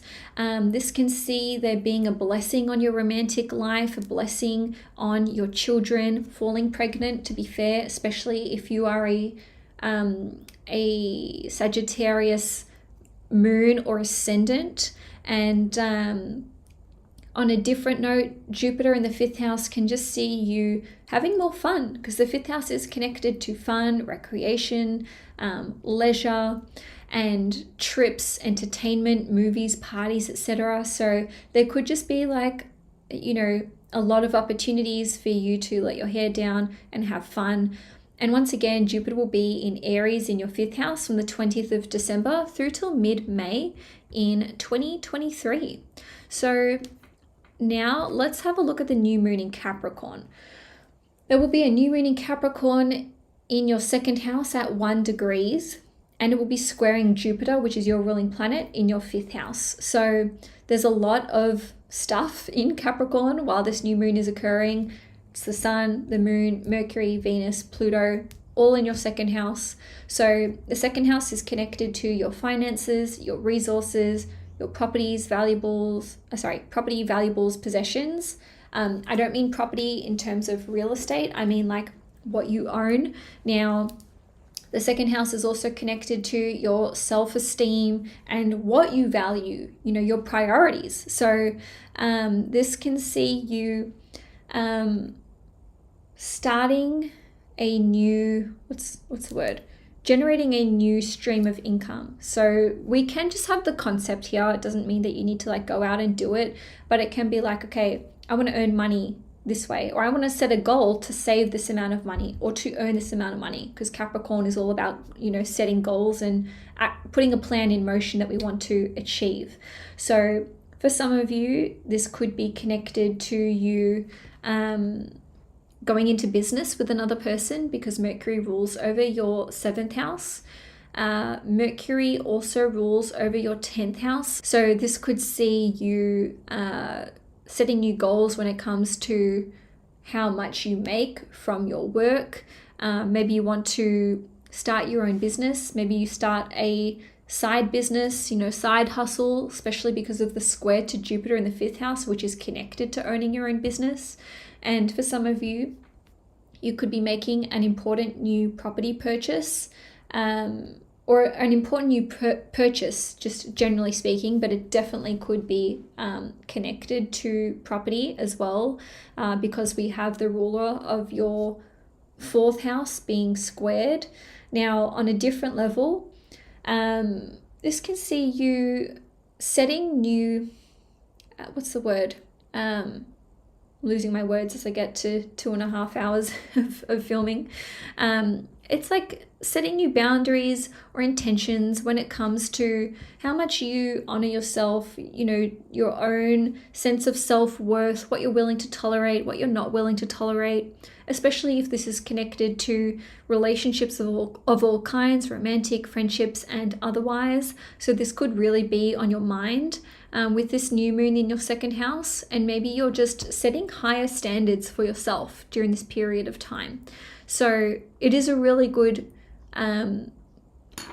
new moon when it comes to finances, because there's just so much energy behind wanting to make things work. And the square to Jupiter in the 5th house is like, I'm motivated, I want to do it, this is going to benefit me, this is going to see me acting on my own creative gifts and talents. Now, on the 29th of December, Mercury will be stationing retrograde in Capricorn in your 2nd house. So it'll be retrograde from 24 degrees back to 13 degrees, and it will be retrograde from the 29th of December through till the 18th of January. So this can see you, again, really focusing on money. And just let me tell you, the second half of December through till mid to end of January, you'll be like, money, money, money, money. What am I doing with my resources? What am I spending money on? Am I wasting money here? Do I need to rebudget? Do I need to move some of my assets around? Do I need to open new bank accounts and close other bank accounts, or refinance my property, or certain loans that you have? So Mercury retrograde in the 2nd house can see you really changing up how much you're spending on certain things, whether these are services that you offer, subscriptions that you have subscribed to, things for your business, okay, especially if you own your own business. So Mercury retrograde in the 2nd house can see you reevaluating what's important to me, what are my priorities, how much am I worth, in a business sense, what would I need in the long term, financially speaking, how much money would I need to save up to be able to act on this plan? And if people owe you money, it can be returned to you during this period of time. I have to be honest, this is an indicator that your paycheck may be delayed, or they may give you the wrong amount. So just keep your eye out for that and maybe budget accordingly. Don't rely on receiving your paycheck on time between the 29th of December and the 18th of January, because it could be delayed. So Sagittarius, if you want to know how 2023 is going to play out for you, you can purchase your yearly horoscope for 2023 by clicking on the link in the description box below to the website there. Now, let's have a look at Capricorn. So we've got 3 signs left. So Capricorn, Aquarius, and Pisces. And you can watch this if you're a Capricorn, Sun, Moon, or Rising. Capricorn, on the 8th of December, there will be a full moon in Gemini at 16 degrees in your 6th house.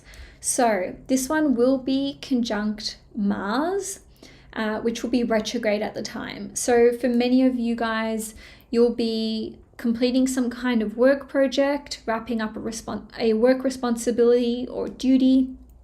You may be letting go of an old habit. This could be a bad habit that you kind of hate doing, or it could be that you are just changing up your daily routines and daily habits. You know, maybe if you were always walking your dog twice a day, you're like, okay, I need my partner to walk my dog, you know, in the morning, and I'll do the night. Or maybe you're going to get a dog walker. That's just like a random example, but to be fair, the 6th house is connected to pets. Now, on a different level, this can see you discovering the root cause of some kind of health ailment or health issue, because the 6th house is very much connected to work. So this could see you you know, receiving maybe test results or getting in touch with a healthcare practitioner or a healer who, you know, points you in the right direction, or you're like, oh my God, I know why I've been experiencing this rash. You know, it's because I have an allergy to gluten. Do you know what I mean? So there could just be like this illumination that comes through. Now, for you guys, Mars rules over your 4th house, which is connected to property and family and living circumstances, and it also rules over your 11th house, which is connected to long-term goals, dreams, and your friends as well. So this full moon conjunct Mars in your 6th house could see you resolving some kind of conflict with a family member or with a friend. This could see you receiving a loan for property, or this could be a business loan. To be fair, this could be something that you've tried to obtain for a while, or you could actually be paying off a loan. And it doesn't need to be business or property. It could just be like, okay, I no longer owe this person or this institution any money. And for some of you, you could have been trying to maybe adopt a pet, or I don't know, maybe you're going through a breeder, no shade, just whatever it is. It could be that you are finally receiving this pet into your home, especially because Mars is retrograde. So it's like something that's been in motion for a while. And, you know, this would be a good time to look at just taking your pet to the vet for a checkup as well, given that the 6th house does rule over pets. I'm not saying that there's anything wrong. I'm just saying that, you know, if this is something that you have been putting off, you know, this would be a good time to move forward with that. Now, for some of you, you could finally be saying goodbye to a work project that's really been dragging on, or a work responsibility. It doesn't even need to be connected to work. It could even be a duty or responsibility to a family member. Or to a long-term or large-scale project that you've been working on, and you're like, oh, thank God, I don't have to do this anymore. Now, let's have a look at Jupiter entering Aries in your 4th house. This is amazing. Jupiter will bring a blessing to any house that it goes through. The ways in which it bestows a blessing will change person to person, depending on your own personal birth chart. But this can see you purchasing a property, relocating abroad, purchasing property abroad. Someone could be moving in with you. So for some of you, you could have friends moving in with you, or you could be moving in with them. It could be siblings, or it could actually be relatives as well. So on a different note, your family could be expanding. Maybe you're falling pregnant. Maybe someone in your family is having a child. Now, on a different level, this could see you renovating your home, extending your home. If there's been issues in your family, whether this is like with your parents or with your children, this can see there being a blessing bestowed upon these individuals in your life. So maybe they're going to be receiving some kind of healing or blessing.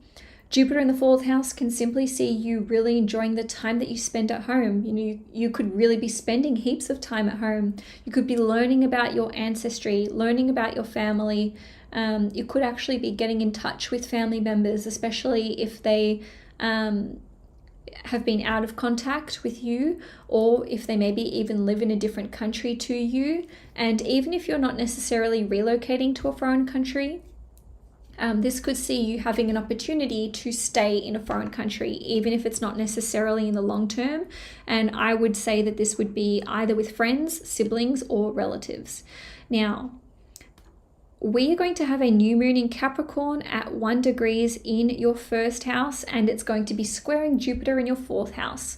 Anytime we have a new moon in our sign, this indicates a new chapter starting for us. So first of all, the Capricorns who will be the most impacted will be those between 0 degrees and 5 degrees. Bonus points if you're a 1 degree Capricorn, sun, moon, or rising.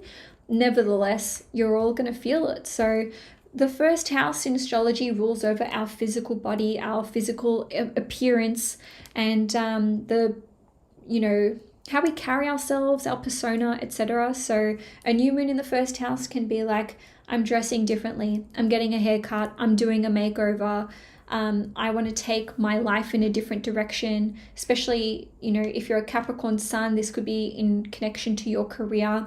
I want to try something new. I want to go by a different title. I want to introduce new products or services. I want to take on a position of leadership. I want to be known for XYZ in my career. If you're a Capricorn moon, this could be becoming a parent, becoming a grandparent, starting a family, starting an important new relationship in your life, new goals that you're setting with respect to your living circumstances, family, property, a new chapter starting if you're a Capricorn moon in relation to your emotional health and well-being, how much you're prioritizing yourself, how much you're indulging in self-care, how much you're putting yourself first, focusing on your emotional health, grounding yourself, and just doing what you need to do to get by and live a happy life.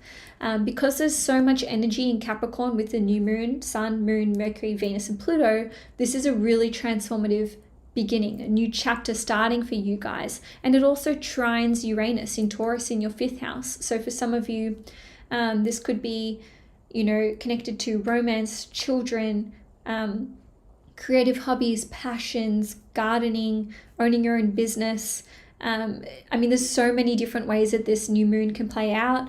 If you're a new moon, if you are a Capricorn rising or ascendant, all the above can apply for you guys. Now, Mercury will station retrograde in Capricorn on the 29th of December. It'll be retrograde from 24 to 13 degrees. So Capricorn, sun, moon, or risings between 13 and 24 degrees will feel this the most strongly. If you're outside of those degrees, don't worry, you'll still feel it. Okay, so now let's go through how that can play out for you guys. So again, reconsidering your appearance, how you present, how you dress, the lipstick that you wear, the clothes that you wear, how you do your hair. This could even be a question of you reconsidering your identity. So like how you identify, sexual identity, sexual preferences. For some of you, this could be a time where you're really, really busy, hearing from lots of friends, hearing from co-workers, hearing from people just want your attention. You're going to be really highly in demand. So lots of people could be trying to catch up with you, checking if you're available. All plans that you have, meetings, deadlines, etc., are very much subject to change between the 29th of December and the 18th of January. So I would be willing to bet that 95% of meetings, business meetings, social engagements that you or plans that you have between that period of time will be subject to change. Whether you're late to the meeting, someone else is late, someone's got to reschedule, these things are just likely to change for you. And the same can be said for travel plans because Mercury rules over your 9th house. So Capricorn, pretty much Christmas time till the end of December, it's go, go, go. It's all about you. Also, it's Capricorn season from just before Christmas. So there's just going to be a lot of focus and a lot of really powerful shifts and life events that are occurring for you from the second half of December, but certainly from Christmas time onwards and through till January. So if you want to know how 2023 is going to impact you, you can purchase your 2023 yearly horoscope by clicking on the link in the description box below.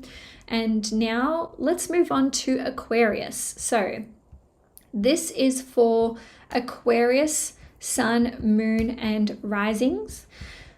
First and foremost, on the 8th of December, there will be a full moon in Gemini at 16 degrees, and this will be in your 5th house. So the 5th house is connected to romance, dating, your creative hobbies, passions, and gifts. It is a very fun house, if I can put it that way. It's connected to socializing, vacations, trips.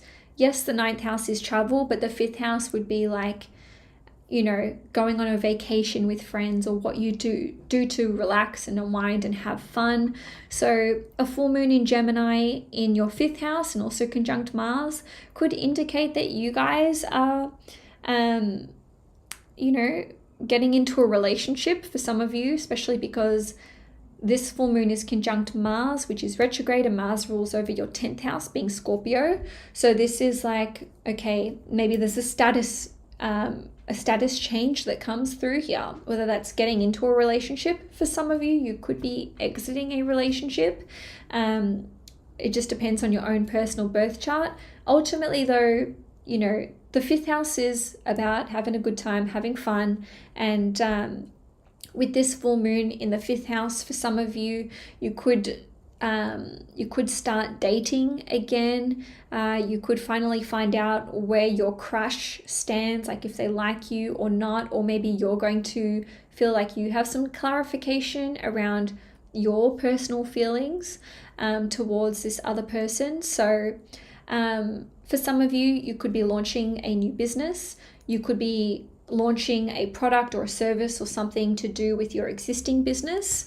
If you have children, this could see you witnessing some kind of new chapter that's starting in your child's life. And for others of you, you could actually be falling pregnant during this period of time. With the full moon in your 5th house, maybe you are finishing up a creative project or a body of work. You could be finishing up writing as well. So this could be a communications piece, or maybe like a documentary or a docuseries, just as an example. And on the 20th of December, Jupiter is going to enter Aries. It's actually going to re-enter Aries in your 3rd house. So this can see you basically enjoying more time with friends, being more social, making new friends, being connected to people through like friends of friends, especially because Jupiter rules over your 11th house, which is Sagittarius. So you could feel like you're meeting like-minded individuals, or there are just these opportunities for you to socialize and enjoy yourself. You could be signing up or recommencing actually, learning a new skill or a new talent, or you could be honing your existing skills and talents further. This can see you receiving some kind of qualification, diploma, certification, or a license. It's not going to be on the 20th of December. It's going to be while Jupiter is in Aries in your 3rd house, which is from the 20th of December through till mid-May in 2023. So you could be embarking on that process. Some of you could be purchasing a new vehicle, especially because Jupiter rules over your 2nd house, which is to do with your finances. So you could be spending money on a new vehicle. Okay, so for others of you, this could be a time where there's a lot of short travel trips, whether that's interstate, or could even be within your neighborhood. The reason why I'm saying that is because the 3rd house represents your local community and neighborhood, but Jupiter is a planet which represents travel. So take that any which way you will. Jupiter through the third house can actually see you learning new skills and becoming quite masterful at these. So you could become an expert. You could be leveling up an existing skill by studying it further or practicing it further. If you are in sales, commerce, technology, IT, something third housey, or writing as well, communications, this will be a very, very, very busy time for you. Creatively, sales, clients, deals, projects, you name it. This will be a very fruitful 5-month period for you, especially if you are a writer. Now, on the 23rd of December, there will be a new moon in Capricorn in your 12th house at 1 degrees, and it will be squaring Jupiter in Aries in your 3rd house. So the 12th house is a very psychological house. It's the unseen. It's what we don't really have a conscious awareness of. It represents the dream realm. It also represents isolated spaces, as well as it being a very creative house in astrology. So just a few different ways that this can play out is that you may be starting a new creative project. This could be to do with acting, film, photography, writing, poetry as well, music, learning a new musical instrument. You could be seeing a tarot reader or an astrologer, or someone who does hypnotherapy or past life regressions. So, there's a real spiritual bent to this particular new moon. You could just develop a really keen interest in these areas. Some of you could start meditating or practicing yoga, and you could be planning some kind of retreat or planning to attend a retreat of sorts. To be fair, this is also connected to rehab as well. So maybe you are looking at voluntarily going into a rehabilitation retreat. Is that what they're called? Probably not. Facility, I should say. I beg your pardon. So with this new moon being in your 12th house, you can feel very, very creatively inspired during this period of time. You can even feel like you're connecting to the other side or something unseen, like receiving messages from the universe. Not everyone believes in, let's say, psychic work or mediumship, but you could be exposed to it, even if you don't pursue it or do anything with that. So lastly, on the 29th of December, Mercury is going to station retrograde in Capricorn at 24 degrees, and it will be going retrograde back to 13 degrees. So again, it's a very psychological house. The 12th house is connected to self-sabotaging. So some of you will be having a conscious awareness or receiving downloads of information when it comes to, hey, have I been self-sabotaging? Am I actually, the one to blame for certain things not going right? Or have I been projecting certain things onto other people? I'm not putting that on you. I'm just saying that Mercury retrograde in the 12th house can see you having sudden realizations. With Mercury ruling over your 5th house, which is connected to dating and romance and children and, creative hobbies and passions, this could very well be connected to that. Am I afraid of being vulnerable with another person? With Mercury ruling over your 8th house, which is Virgo, this will very much be about emotional intimacy, sexual intimacy, romantic connections. Whether there's someone in the picture or not, it doesn't matter. You'll be focusing on these things. How can I improve this relationship? Why did that relationship not work out? What can I do to improve my chances of meeting someone? And I'm not saying you have to meet someone, but your romantic life or your sexual life will be on your mind, okay? Whether that you have one or not, whether you want one or not, these will be things that you're ruminating on. And for some of you, you could start talking to an ex in secret, because the 12th house is very hidden. For others of you, you could be returning to former creative projects and ideas that you had, tweaking them, revising them, or just maybe you had a half-finished artwork piece and you're like, hey, I'm going to finish this off now.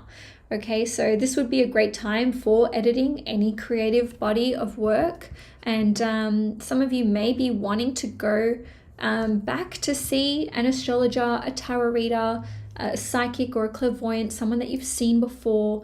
Obviously, this is somewhat contradictory to what I said about the new moon in Capricorn, but just remember the new moon is like we're starting something new. This Mercury retrograde is like I'm revisiting something from the past. So both things can be true at once. You could go see a new tarot reader and still go get a reading with your old tarot reader. You know, both things can occur, obviously. So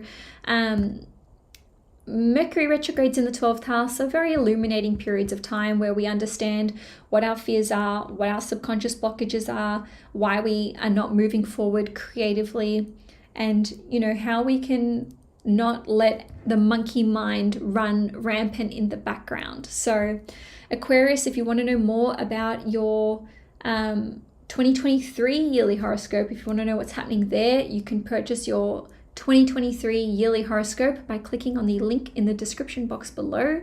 Thanks for sticking around. Now, last but not least, Pisces. So, Pisces, Sun, Moon, and Risings, this horoscope will apply to you. So, there's a lot happening for Pisces because the full moon is in your 4th house. And Jupiter is your ruling planet, which is changing signs.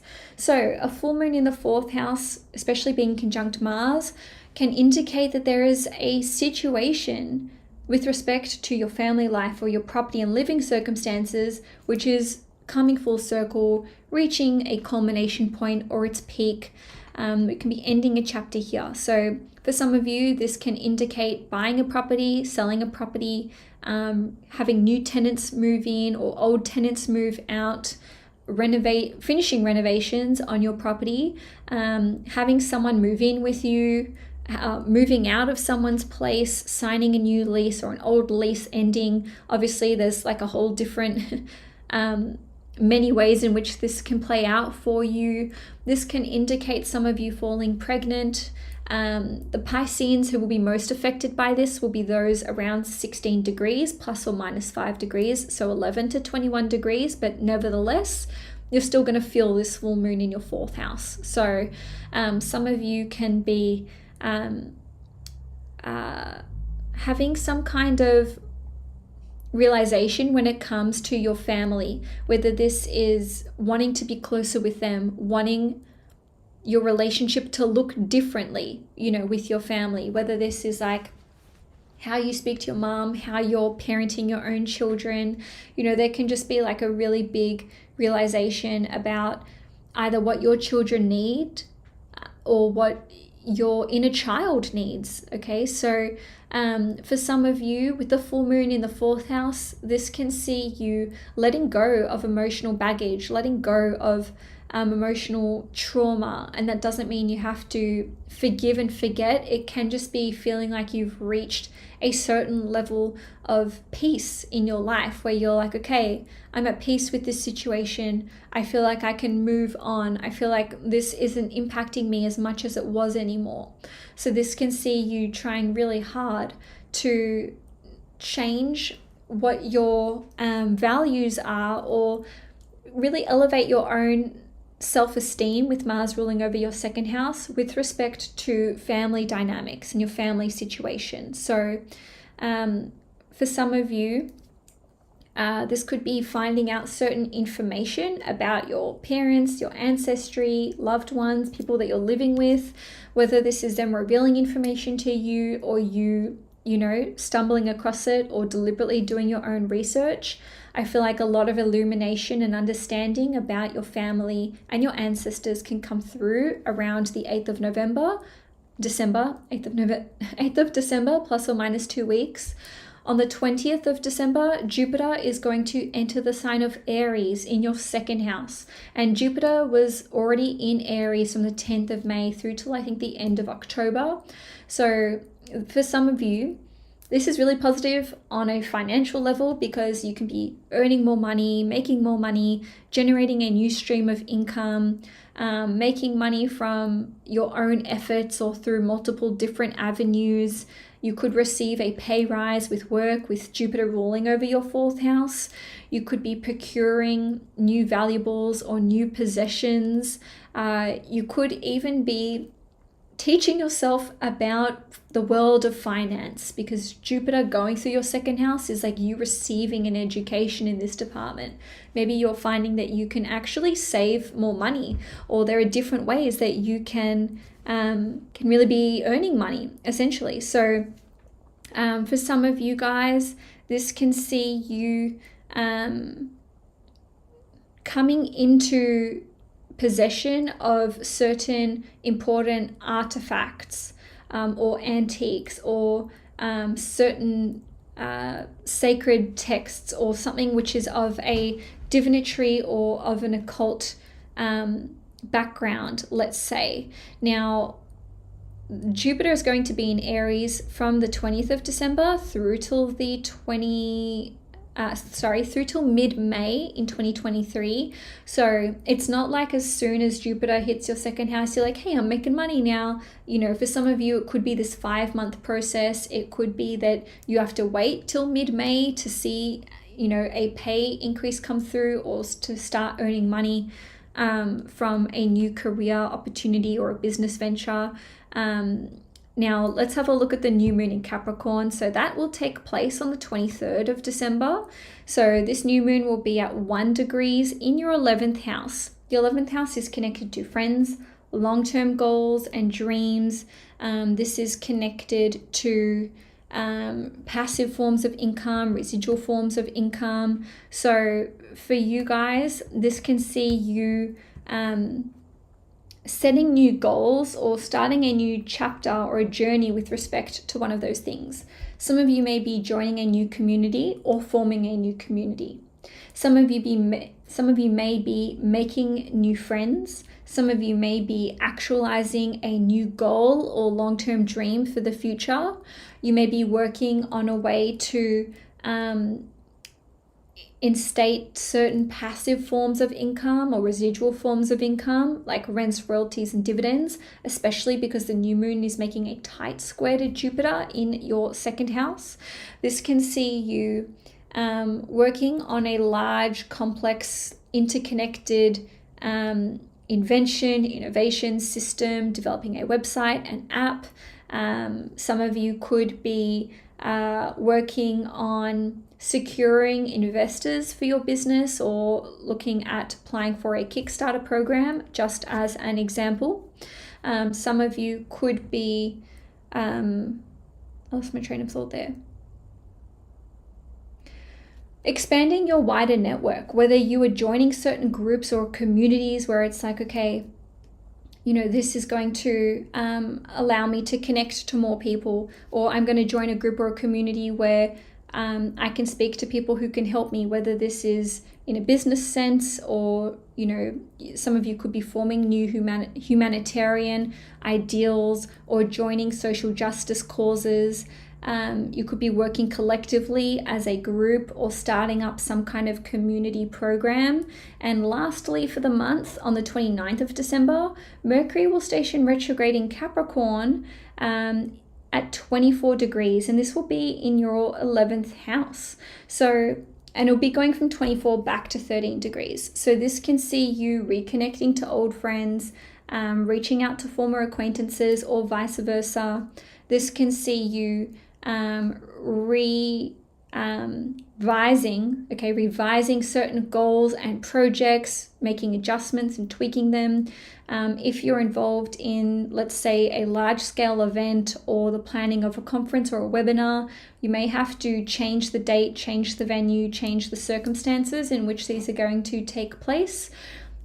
There could be some changes that come through with respect to your collaborations with other people in a business sense. So maybe when you're going to collaborate together, we'll be shifting or changing. Some of you could be, to be fair, trying to nut out certain disagreements or discord that you've been experiencing with friends, but you can really get on the same page here. And also, with Mercury ruling over your 4th house, which is connected to rent. So rent money, the fee that you charge could be changing. Your tenants could be late with the payment, or the actual contracts that you have could be subject to change. And also the same could be said for if you have a long-term rental agreement set up, there could be some changes here. Ultimately though, Mercury retrogrades in the 11th house can be fruitful for reconnecting to people who we used to be friends with, or who, you know, our network can expand further through them. And it can allow us to see where there are certain pitfalls in our existing set of plans. So Pisces, if you'd like to know how your yearly horoscope for 2023 is going to play out for you, you can purchase yours by clicking on the link in the description box below. Thank you everyone who stuck around in this 3-hour long live. I hope that you enjoyed it. Thank you for all your support, and I'm wishing you many, many blessings for December 2022. This is the last horoscope for the year, so enjoy.